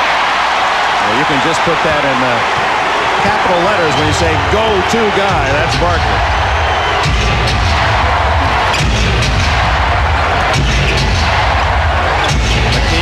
Chambers, reach in, steal by Johnson.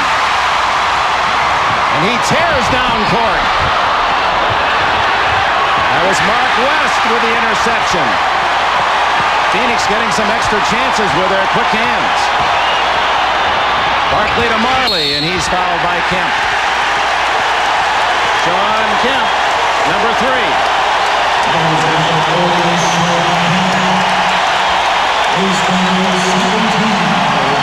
Mark West is the man who made the play. West has been a thorn in the side of the Suns, but a bigger thorn has been Barkley, and he was able to get away from the double team and find Marley. Kemp picks up his 3rd personal foul. In Game 5 here, it was Sean Kemp, who was huge in the second half. He really was a man possessed, and we'll find out whether he can get energized and keep his team close. Sonics trying to get to a 10-point advantage. They've got it, and Marley scores his first point since the Suns have a 10-point lead, and 5.5 minutes into the first quarter was the last time Marley had scored prior to those 2 free throws. McKee has to be aggressive at the offensive end. McKee unable to hit the short shot. Kevin Johnson hurrying into the offensive end. Barkley. And a foul. And Barkley says that's 4 on Kemp. He's usually right. Penetration again is what breaks down the Sonics, and Barkley's able to get right at the rim. Sean Kemp with the personal. 4 fouls on his counterpart, Sean Kemp. Phoenix in charge here in the 3rd by 10.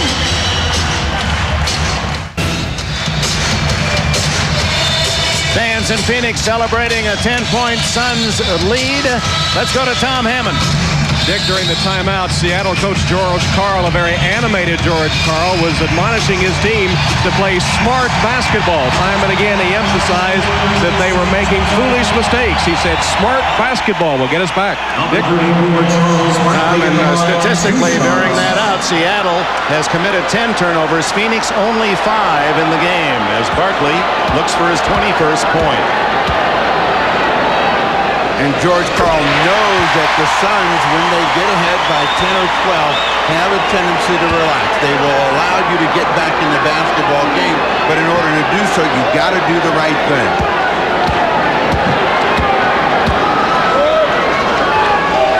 That's the biggest lead of the game for the Phoenix Suns, 12.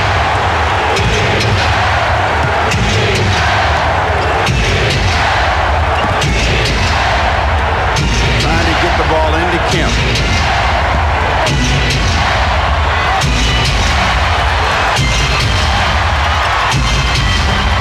Payton continues to have his trouble scoring. Barkley with his 11th rebound. He likes to go all the way. And a great pass to Chambers, and he is fouled. The spirit of Barkley fused throughout this Phoenix team this year. After he wrestled the rebound away, the Sonics forgot that they're supposed to stop the ball. They let Barkley get in too deep, and now he finds Tom Chambers. They pick up another personal foul, Ricky Pierce. His fourth.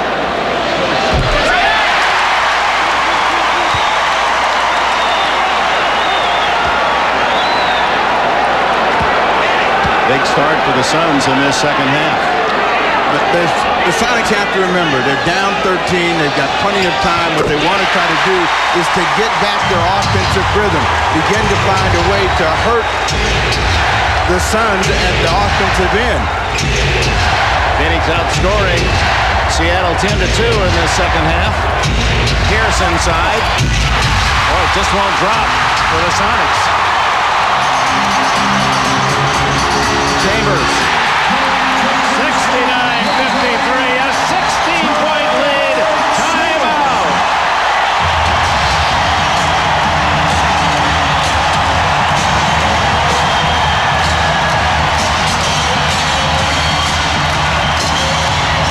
What's got the crowd on their feet is the aggressive play of the Suns here at the top of the third quarter of play. They have attacked, and they have gotten everything going their way. They might even be cheering in Chicago, but they'd be looking for Seattle and home court. George Karl's team down by 16, reminding there's nothing to save as he shouts above the crowd, trying to spur his team. What now will be a major comeback if that could be accomplished. Plenty of time. Yeah, there's plenty of time, and they've got to figure out a way to get the ball and score. A turnover and the foul against Pierce, who has just had the worst game of his life. Here in the biggest game of his life. Fifth foul on Pierce. Pierce tried to enter the ball from a bad angle. Then in trying to hustle out of the mistake, bumped Barkley out of bounds. But you can see he had no chance, absolutely no chance of making that pass into Sean Kemp. And the Suns are killing Seattle at the line.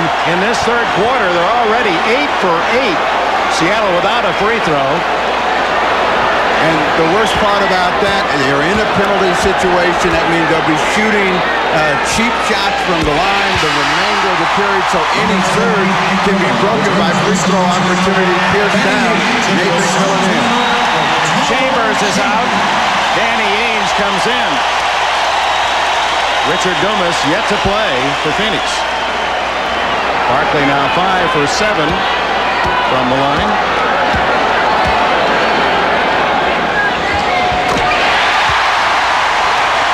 71-53, third quarter. This is a 14-2 run to start the second half. Well, the last time they were in trouble, it was Sam Perkins who kept them steady and got them out. He draws a foul against Oliver Miller.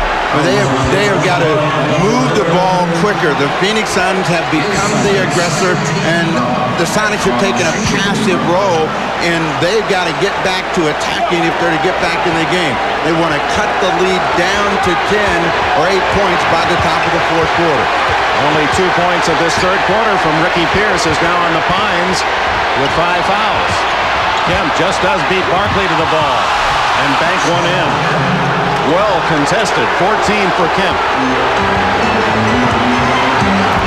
They need pressure on the ball. They don't need to allow the Suns to get the ball in a position where they want to run their offense, and we'll see if that aggressiveness picks up.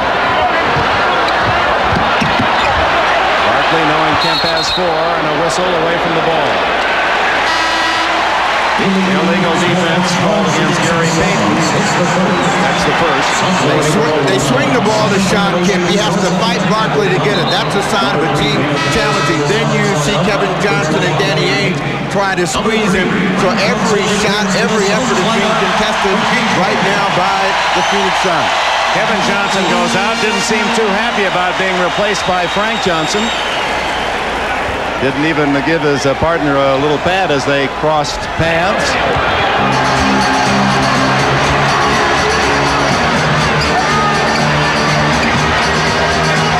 Perkins out on Barkley. Oliver Miller was wide open and they missed him. Ainge short. Frank Johnson over the back. And the foul is on Frank Johnson, his second. We'll go back to when Kevin Johnson left for Frank Johnson. This was his reaction.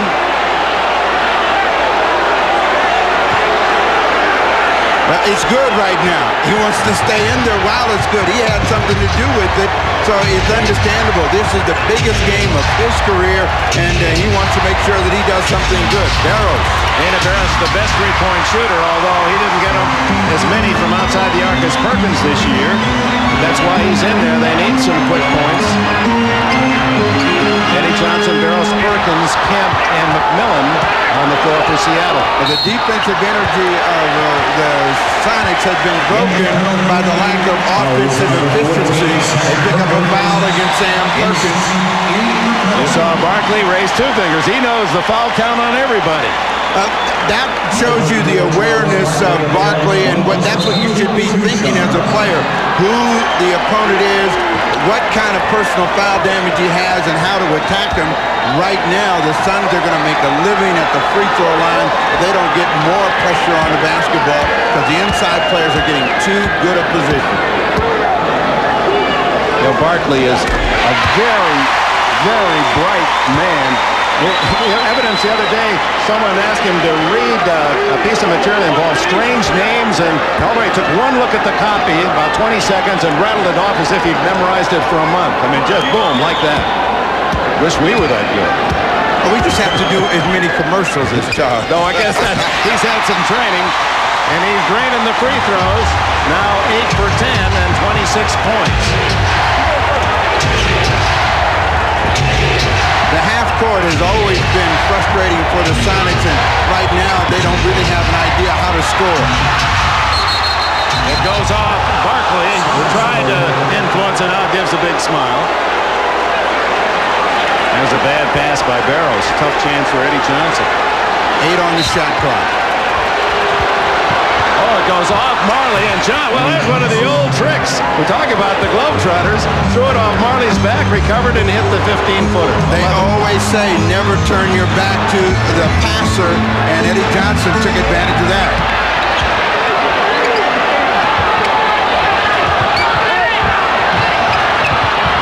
Whoops, down goes Marley.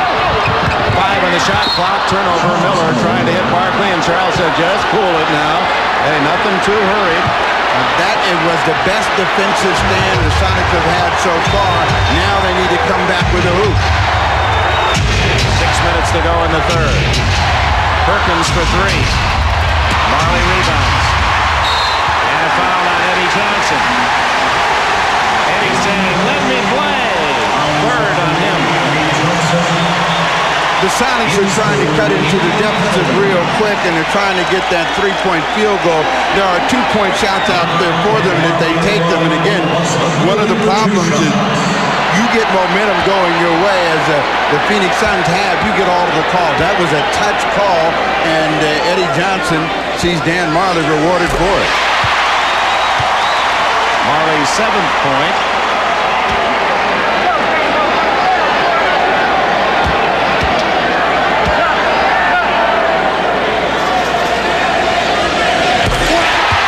And back to an 18-point lead.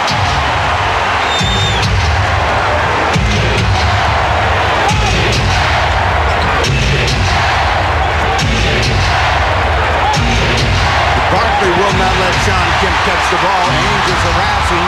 They finally get it into Kemp. And Marley took it away from Kemp. And finally, Johnson, and he's hammered by Oliver Miller. 3 seconds on the shot clock. His third. This is a tough angle to try to enter and lob over the top of Barkley. Kemp is asking for it, but they don't have a good angle. They finally get it in. The weak side help, and Marley and Miller come, and Eddie Johnson, he got bailed out as he just picked that ball up and threw it in the air and got fouled. Johnson with 12 points today. 16 points. The advantage for Phoenix with the ball and 5:35 left in the third quarter. And still, the Sonics have a chance to get back in this game, but they're going to have to make the Suns a perimeter team at this point for the next 5 minutes. They've got to see this team work against the clock and shoot the ball over the top. Barkley wanted it. Comes out to Barros.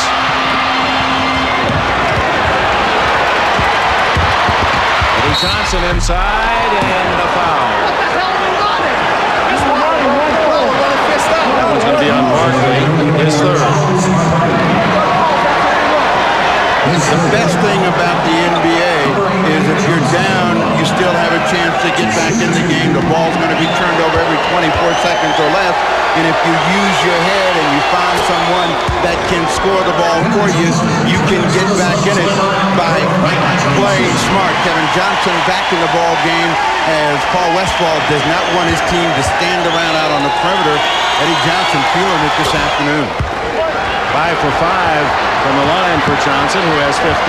That's his series high. He had 20 against Houston in the semifinals in the West. Back to Barkley. KJ. To Ainge. Nails the three. The third of the game by Ainge, who is the all-time playoff leader in NBA history from outside the arc. If they're going to get the ball to Kemp, they got to go a little bit earlier. Nate McMillan for 2. Foot was on the line. 4:35 to go in the third.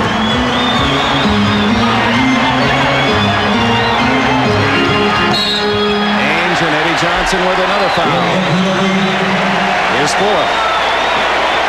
Eddie said, yeah, I knew all those whistles. Well, this one was more obvious than a couple others earlier.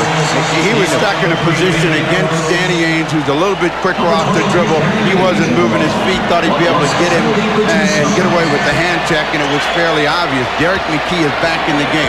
This is the guy right here that's got to get the wake-up call. He's only scored 6 points, but he can score and score effectively and make plays for other people against the small lineup that they have out on the floor, and we'll see if Casper arrives. McKee's nicknamed Casper because sometimes he is invisible. He disappears, has 6 points today. Ainge, who knows the thrill of an NBA championship with the Boston Celtics, playing his part. He's 3 for 3 from outside the line. Eddie Johnson. 80-65 Phoenix.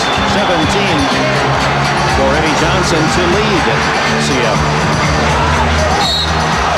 Block is the call against Nate McMillan. McMillan wanted a call against Kevin's front arm.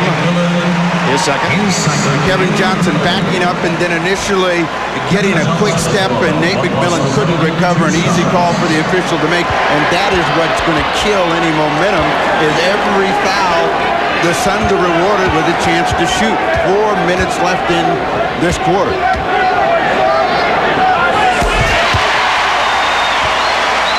Johnson Johnson adds another point, and the count in that free throw column for Phoenix is going to be most significant today. All Carl can do is he looks up there at the scoreboard, and the game situation is hope that he gets out of this quarter in reasonably good shape. Phoenix 36 out of 41 from the line today. In Seattle, half as many free throws made. A miss by McKee.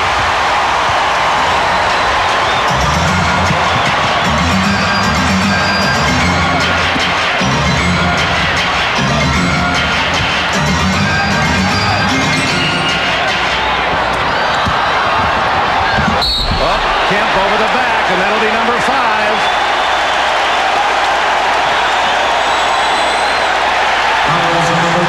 John Kemp has to learn when the defense has a player under control. He makes a good tip. Now, Perkins had Barkley under control.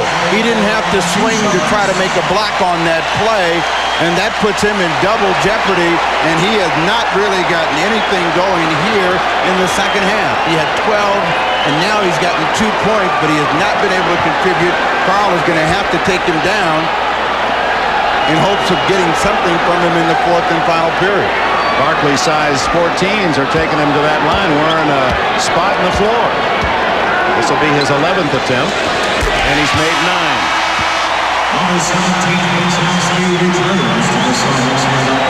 Pierce and Kemp, 2 starters.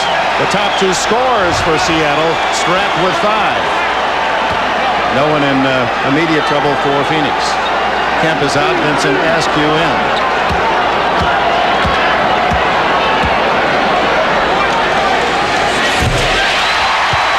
Phoenix taking full advantage at the line.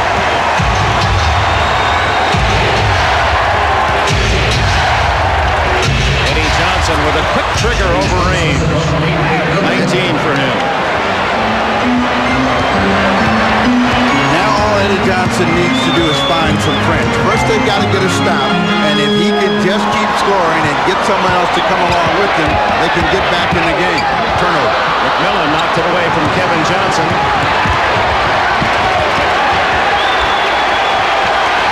Eddie Johnson is begging for the ball. They forgot that his hands are red hot. They get a jump ball. Perkins tried to call time, but didn't have sole possession. A jump ball call. Danny Ainge down there on his chin, skidding with Perkins. The 2 men who have been in an NBA final. And Ainge comes underneath, and Perkins is saying, wait, time out.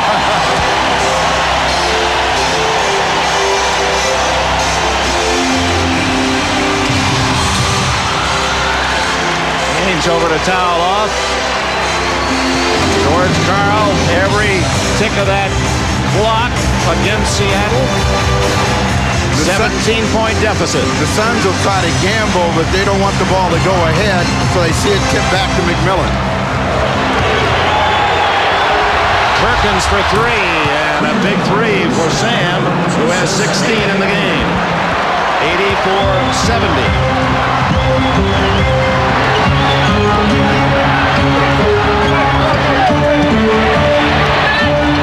Ainge to Miller, he traveled. It was Perkins' defense forced Miller to change his mind. And Miller was right there. He didn't have to get any closer. He had a cheap shot, tried to dig in and get a little bit closer. Right here is the shot. Now he traveled right there. That's the mistake. That's what the Sonics are looking for. A few mistakes, and now they got to come back to Eddie Johnson. Well, Phoenix hasn't made many. That's only the 8th turnover. Johnson blocked. That was Barkley coming out to challenge. Miller. And the foul. The 3rd on Nate McMillan. Eddie Johnson, who feels it, he thought he had a good shot right there. Watch Barkley come to get a piece of that. That's one of the strengths of Barkley, is being able to rise and get the ball after it's released. And then at the other end of the floor, Nate McMillan, trying to keep Oliver Miller from throwing it down, picked up the foul. Miller still looking for his first point. man who's had an outstanding rookie season capped by these playoffs where he's had some starring roles, especially in the opening best-of-5 against the Lakers. He's averaged over 8 points a game, over 5 rebounds, and he's had more blocks than any Phoenix Sun, though a reserve. His first point, Phoenix by 15. Just over 2 minutes to go in the third.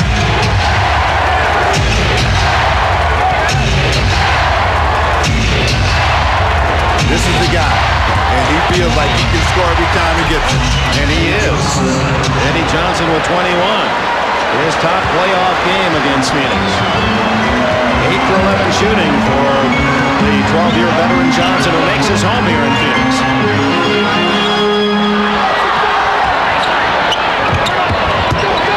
Kevin Johnson to Ames for 3. It's his first miss, and McKee rebounds. They got numbers. Let's see if they can get a hoop. Eddie Johnson doesn't wait for help, but misses everything with a shot. Marley. And a whistle. It'll go against Phoenix. Barkley with a push has his fourth.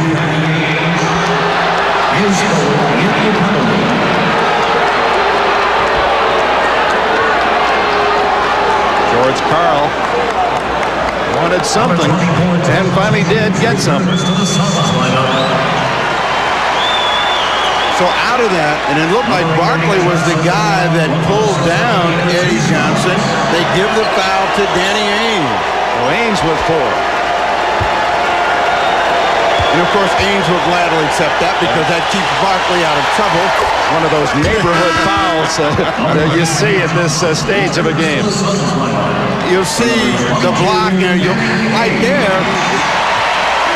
I don't know how did Danny Ainge get that call, but fortunately he picked it up. Barkley was the guy. Eddie Johnson with 2 more. He has got 14 in the quarter. And he's pulled. Seattle within 11, so by the end of the quarter, if they can be in single, that's another foul against Seattle. McMillan for blocking. Hard to say that, I'm sure in George Karl's mind, if he get in the fourth quarter down by only a single-digit deficit, that's all that he wants. I think he would even settle for being as close as 12 at this point because they have not been able to really get an offensive rhythm. The free throw line has been their enemy, and you count the number of free throw attempts that the Phoenix Suns have had and made. It's been a huge advantage here in the third quarter. This has been the only run of the second half for Seattle, 9-1 prior to that free throw. Kevin Johnson now with 16 points, 12 of those from right where he's standing. And they've been in the penalty since about the 8-minute mark. Well, Phoenix taking full advantage, shooting free throws extraordinarily well, and they've had plenty of chances. Looking for Eddie Johnson. He wants it. He's got it. What a third quarter for Johnson now with 25. 16 in the period. He's providing that perimeter shooting that Ricky Pierce had given him in all the other games, and Eddie hadn't. He finally is plugged in, and he's in the zone like Dan Marley was in Game 5. They run 3-men at Barkley, so 2 Suns were open, one of them Marley, and Frank Johnson from the side is short. Nate McMillan.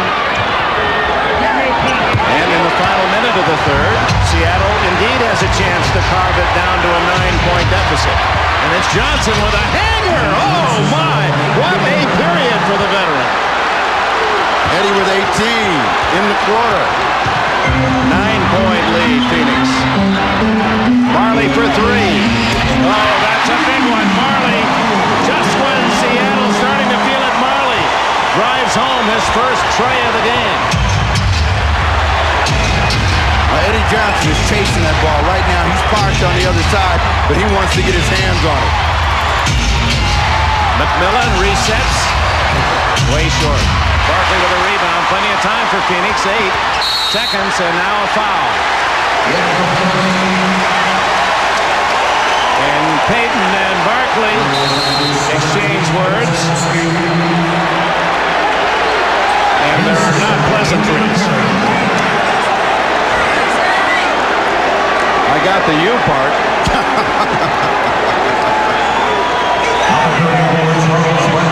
Barkley is telling him, you fouled me. And plus he's telling him, you too little to come over and talk on my shoulder. Well, there is that as well, isn't there? Well, Barkley back at the free throw line looking for 29 or 30. Remember when Tom Hammond told us that George Karl wanted his team to play smart. And as they got that surge, they allowed Marley to be open. He knocks down a three. Then they miss a shot, wrong guy shooting, and they compound it by fouling Barkley, who has scored very, very well at the line this afternoon. He'd made 10 straight prior to that miss. He's 10 for 13 in the game. Sonics have a chance to get one more shot up quickly. 13-point Phoenix lead. 5 seconds. Payton takes it hard to the hole and scores. Only his 5th point of the game. Kevin Johnson. And that is the end of the third quarter. One that started in a most exciting manner for these fans as Phoenix outscored the Sonics 12-2. Charles Barkley with 29 in the game, and the Suns are a quarter away from Chicago. If they can hold on to an 11-point lead, we'll be back after these messages and a word from your local station. The fourth quarter, Phoenix adding 5 points to their lead despite Eddie Johnson's 18 points in that third quarter. We open the fourth, an 11-point lead for the Phoenix Suns. Knowing that they still have a chance to play, let's see if the Sonics can get some defensive energy, start making the Suns become a perimeter team, and then score the ball to get back in this one. They're within contact now with 12 minutes to play. Chambers, partially blocked, and it comes right back to Chambers. Look at Barkley fight for the rebound. How a man at only 6'4.5" can have such great timing, position, energy, out-rebound men half a foot taller consistently. He has strength and he has explosiveness that nobody at that size has had. Chambers knocked out of bounds. Barkley against Askew, and a foul. Askew second. Barkley, a man possessed inside. He's able to get position and at the same time keep people off of him and stay after the ball. You'll see him come in and try to overpower Askew. Askew gives up the baseline and picks up the person. Suns starting this fourth quarter going small. And that'll be another on Askew. He's got too much of Barkley in his hands. But the only way that they can help Askew with this matchup is to pressure the basketball so that they cannot spot Barkley. That's a second team foul. We haven't played a minute yet, and they could end up with another quarter in which the Phoenix Suns get to the line. The last quarter they were 24-26. 26, that would come out over 100 free throws a game prorated. Frank Johnson is short. Chambers saves, another chance. Marley, third chance, and finally Payton with a rebound for Seattle. Inside to Askew. Barkley not as yet down court. Askew scores and he's fouled by Chambers. And that puts Seattle in single digits in there. You always look for a single defining moment that may say that momentum has swung. There were 4 possessions in which the Suns did not get a hoop, and in their first one, Askew, who picked up 2 quick personal fouls, comes back and draws a foul on Tom Chambers, has a chance for a 3-point play. Askew's first points, he played for George Karl, Albany in the CBA. He was the most valuable player in the Continental League. So it's 91-82. Phoenix with 10 and a half to go. So goes to Chicago.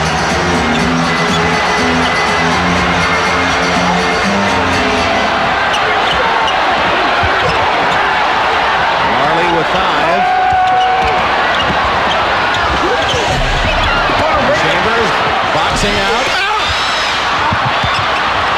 Seattle finally clears. It's Askew. And Kevin Johnson took it away cleanly to Frank Johnson. And Nate McMillan with a block. 5 on McMillan. What a play by Kevin Johnson. This is the kind of play that will just break your heart. Good defensive play by Kevin Johnson and the strong drive by Frank Johnson gets him to the line. Nate McMillan joins Ricky Pierce and Sean Kemp. One foul away from disqualification. After Askew got the ball, he should have given it to Gary Payton. He had a chance to, felt he could make a play. But that's what happens though when you want to be a hero. You just feel that you can make it happen. First point for Frank Johnson.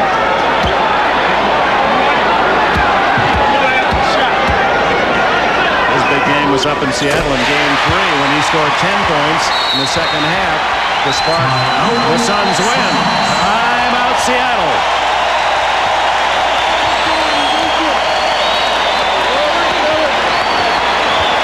Miller Genuine Draft presents Genuine Moments.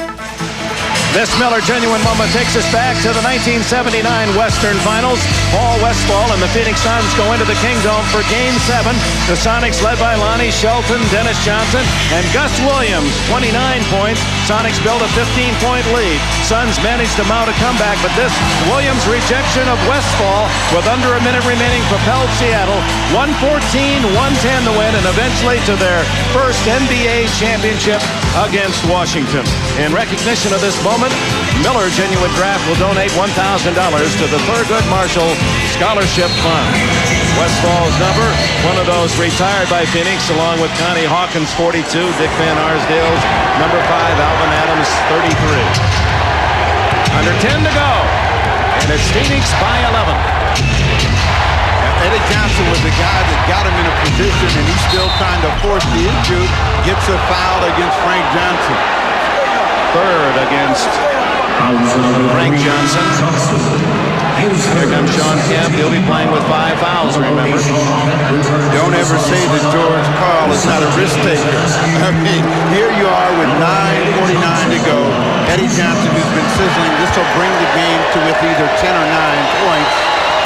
And Kemp is going to come back and play and try to stay out of foul trouble. 14 for Sean Kemp. Meanwhile, Eddie Johnson, picking up the offensive firepower, has 28. A perfect 8 for 8 from the line. And with those 2 free throws, Phoenix now has outscored Seattle by 22 from the line in a 9-point game. And the Suns have yet to score a field goal here in the fourth quarter, but they've been able to get second shots with offensive rebound. And that good old foul line. Barkley walking right around Kemp. Tipped in by Chambers. 11 for Chambers, who started today.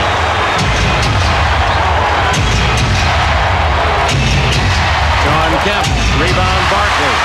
Barkley with 16 boards.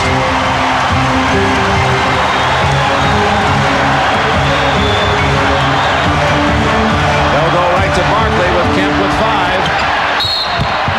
And on whom? It'll be on Derek McKee, but this is not smart basketball on the part of George Karl.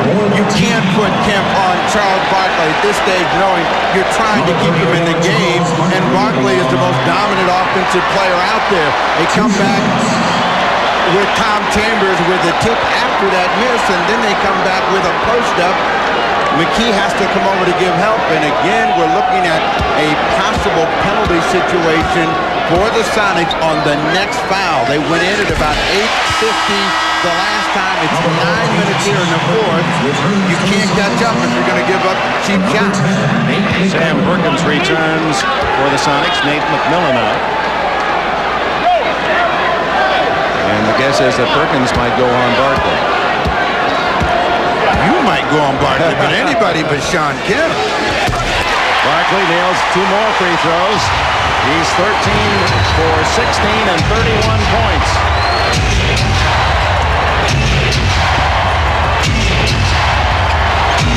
Eddie Johnson, Barkley with his 17th rebound.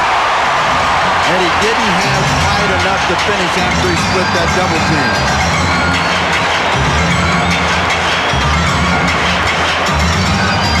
Kemp is now on Chambers.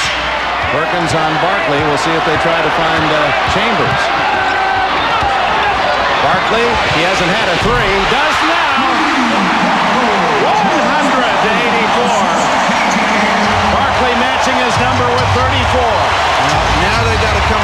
take advantage of the fact that they've got McKee inside and he's going to cause a double team, and they do that with Perkins with a three. Sam Perkins with 19. That's his second three. 8 minutes to go. The Suns 13 points up. Chambers. Barkley again. In the right place to cash in. 36 for him. Great block by McKee, went for nothing. And a foul.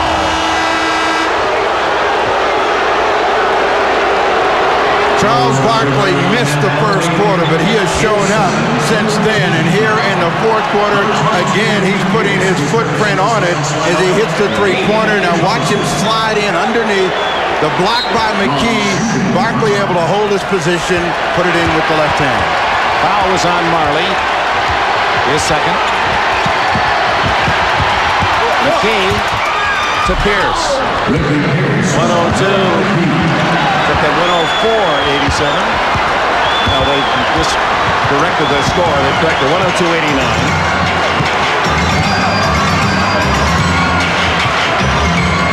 Phoenix by 13.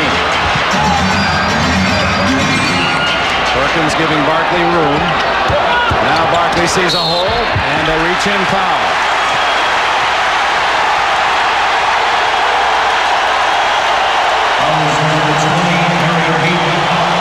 Gary Payton with a foul. George Karl just staring down Barkley. Gave a little extra histrionics. The problem, Barkley is now looking to drive the ball to the hoop, and Perkins gave him a lane, and no one closed it. He was in too deep. And again, it had been Barkley taking over just when it looked like the Suns were going to struggle. They couldn't get a hoop. And then Barkley found a way to get some scoring. He's got the crowd back in it, and the Sonics are on their heel. Penalty situation, 7:07 left. Barkley closing in on his 43 in Game 5. That was his playoff high. Now with 38, 15 of those points from the foul line.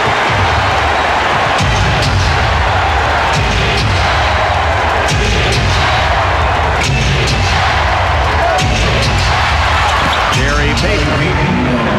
He now has 7.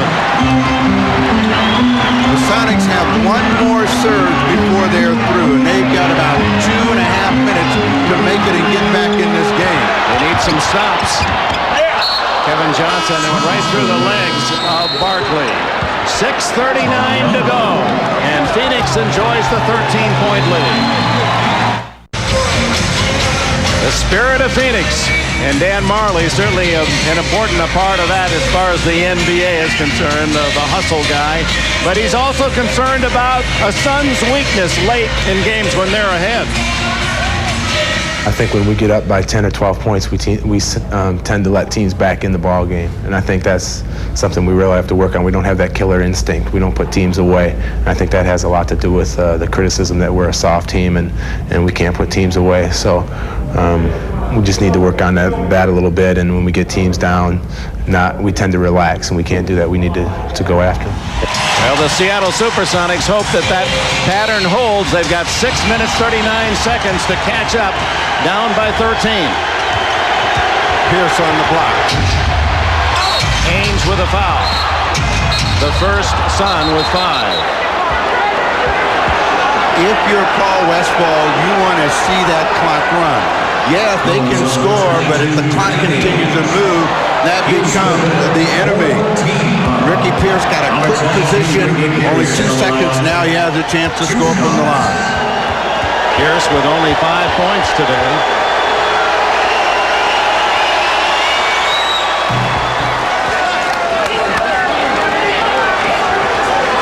Ricky averaging almost 22 a game in this series. And he has been huge in all of their wins, and it is a real tough afternoon for him because he can't get any offensive rhythm. Phoenix lead 11. Suns with their 2 3-point shooters, Ainge and Marley in, along with Kevin Johnson, the quarterback. And one of the problems the Sonics have, they got 2 players out there with 5 personal fouls. They can't really be aggressive in trying to shut down the Suns. Chambers left open on the side. Tom Chambers, the veteran, with 13 big points.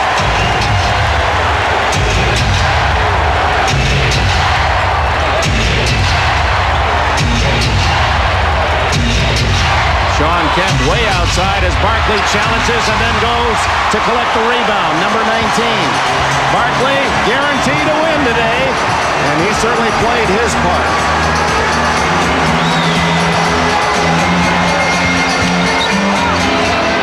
Good ball movement. It's Ames for the 3. And Barkley, amongst a sea of green, able to come up with a rebound. How does he do it? 20 rebounds, 38 points for Barkley.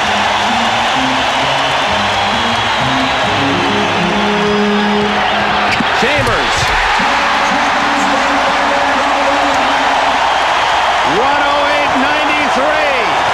And 5 minutes to go. George Karl's got to come back with Eddie Johnson, but they got to do a better job defensively, and they can't because the Suns have moved the ball before the double team can take effect, and Charles Barkley refuses to let the Sonics get anything. Barkley inside, positioning himself.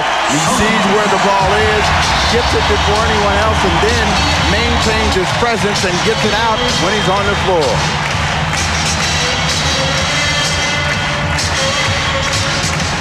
And then you see Tom Chambers, after they have moved the ball and meet the double team, he has a crowd excited and they feel that they are right there ready for Chicago. Charles Barkley, another monster game, and the rookie Oliver Miller. Barkley's tutored him all season long, and Miller with his own adulation, adoration. Sean Kemp had a good first half, but he scored only 2 points, no rebounds in the second half, strapped with fouls. And Barkley has been on, couldn't call it cruise control because he's breaking the speed limit the way he tears around. Oh, he's had his foot on the pedal, and he has dominated this ball game. And the Sonics just have not been able to way to contain Charles Barkley. That window of opportunity in 6:45 just blew away, and they are going to have to fight and claw. And you can see whenever you're giving ground defensively, they're just not getting it done. Barkley leading Phoenix on that front court firepower. Plus 25. 3 on the shot clock. Kevin has to force up a shot, and it doesn't hit the rim, so the buzzer. 24-second violation, but Paul Westphal said that's okay. You're going to miss one, use all 24. And now, Loose ball on number 8, Eddie Johnson. a foul on Eddie Johnson, his 5th, after the buzzer. Johnson, who has been unhappy with the officiating, but at the same time providing Seattle with its top scoring, as his 5th.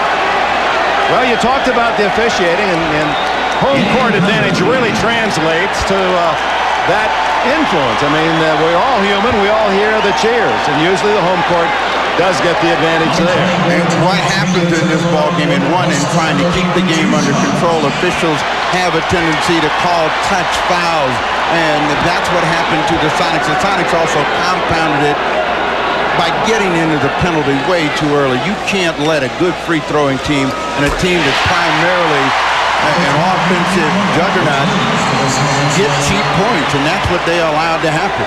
4 men for Seattle now with 5, but this free throw by Chambers will extend now an all-time record for free throws by the Suns. This is his 57th, and if he makes it, 50 free throws made. Those are franchise records. 25 years, no Phoenix team has ever been to the line more or made more free throws. Most of those have come here in the second half. Kemp inside to jam. 16 for Sean. Time running out on what has been a marvelous season for the Seattle SuperSonics, reaching the NBA Final Four. Well, they got 19,000 coaches here in America West Arena that are saying, take your time, don't shoot it early. And Kevin Johnson said, I can make that. And does. He has 19.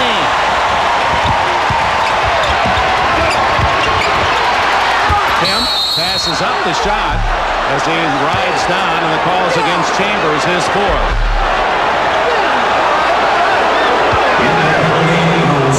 Chambers wondering what he did wrong. Well, Kemp had missed a couple of perimeter shots before, so he decided to try to get a little bit closer.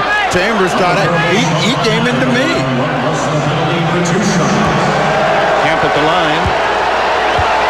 This is when the Suns are the most dangerous, and when they get a big lead, they have a tendency to steamroll and just roller coaster, and that's what we've seen since that 6:45 mark when they were within 10 or 12.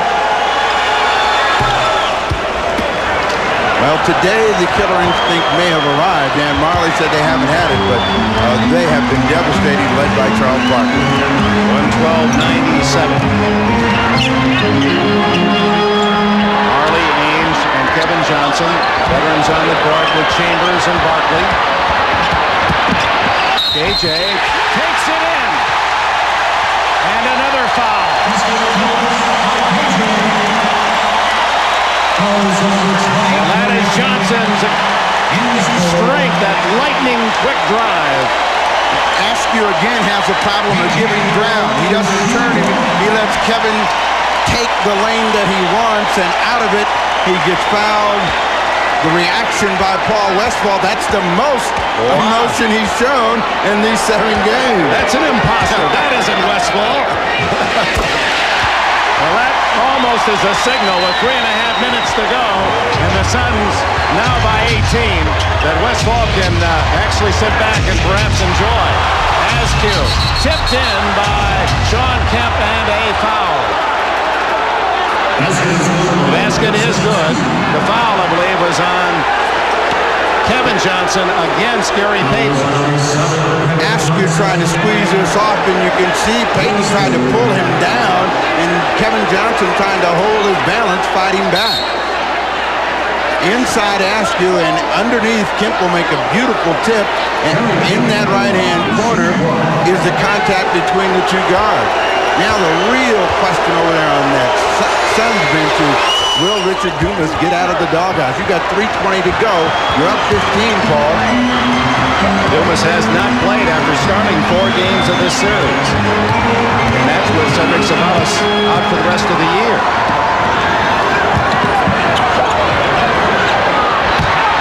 Barkley is in the 40s. Over 40 points and 20 rebounds now. 40 and 20. Payton fouled at the other end. That's been the story.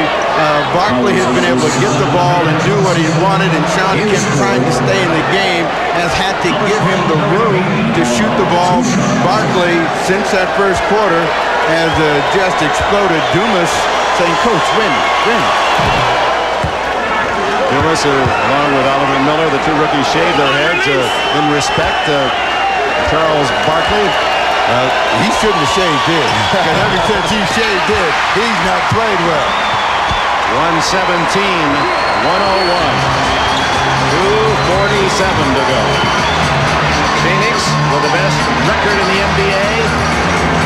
As they close out Seattle, will host Chicago Wednesday night, game 1 of the finals. Chambers. Barkley doesn't get that rebound, then takes it away from McMillan and draws another foul. Oh my! That is why this man is the league's MVP.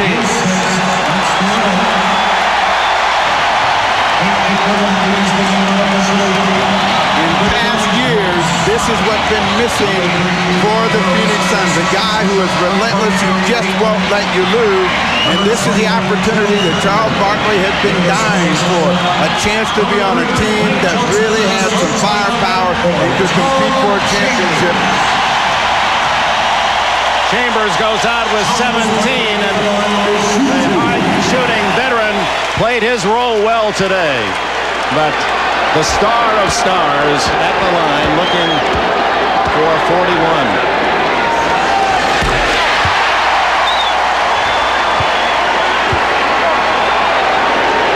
Just 2 less now than his all-time playoff high scored in Game 5.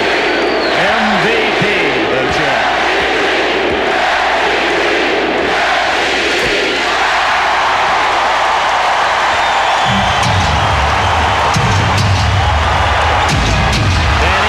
Takes it away from Johnson.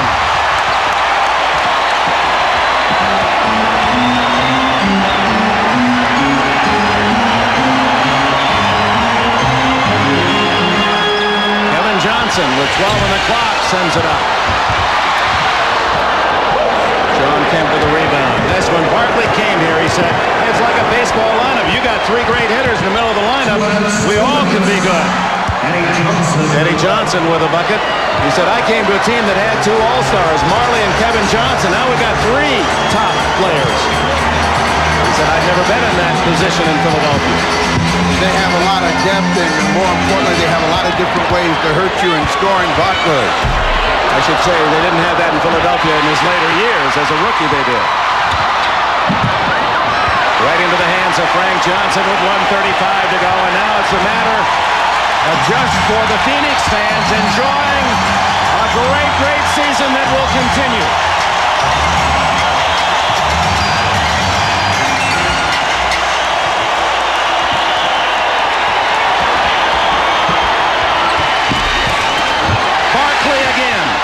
Barkley again, foul on Kemp, and the confrontation of the game's top stars, Kemp and Barkley. Symbolically, Kemp fouls out, and Barkley goes to score more.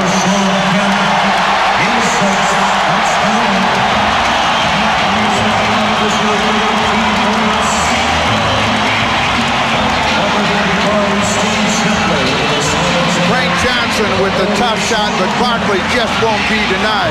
He came over the top, got it, Kemp blocked it. He thought he blocked it again and was not happy with the call, which kind of symbolizes the frustration of the Sonics, the joy and elation of the Suns.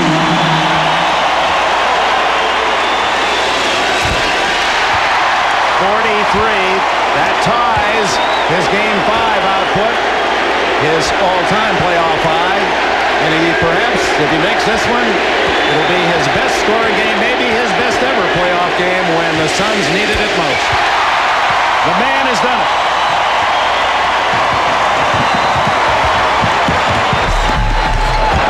Dina Barros with his first basket.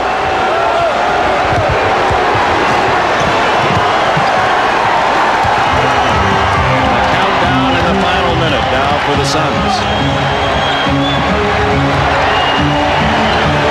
Mustaf getting his first playing time today.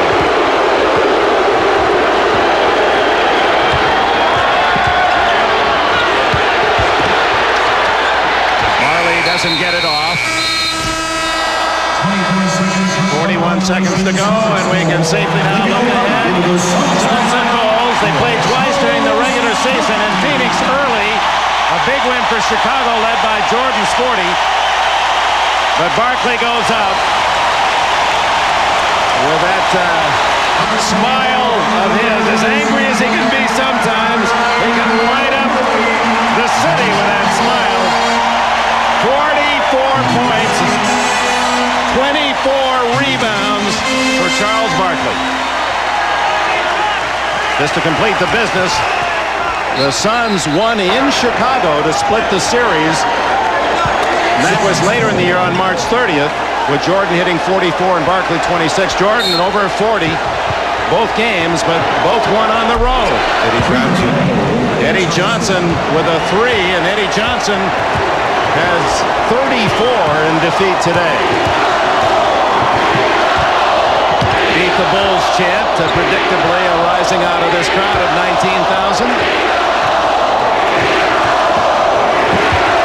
SQ uncontested with 14.8 seconds. As for Barkley's thoughts now can concentrate on 2 of his dream teammates, Scottie Pippen, Michael Jordan. The Bulls will be in town Wednesday night You'll see it live here on NBC. All the games will be live. 2.3 seconds, not quite over. Charles Barkley will be chatting with us. We'll get his thoughts. We break for the commercial at game's end, so don't wander away. There they are, the smiles of Jordan, who hasn't been too happy of late. Off the court news against Charles Barkley. Eddie Johnson fouls out of the ball game. It hurt him, but he showed a great deal of class. Went down and congratulated all of the Phoenix Suns, and he will take a bench in what was his best game, and unfortunately his worst moment. They lose in Game 7, and you can see a disappointed Eddie Johnson. Well, he'll be here to watch as a spectator. He lives in Phoenix and has season tickets. He's not coming home for this. Knowing Johnson, you know, I think as hurt as he is now, he's such a good guy and a good sport and loves sport. It'll take a while, but I bet we'll see his face in one of those finals games. He went to Westinghouse High School in Chicago. The last shot, and the Phoenix Suns are the champions of the West for only the second time in the history of this franchise. They're in the NBA Finals in quest of their first ever NBA championship.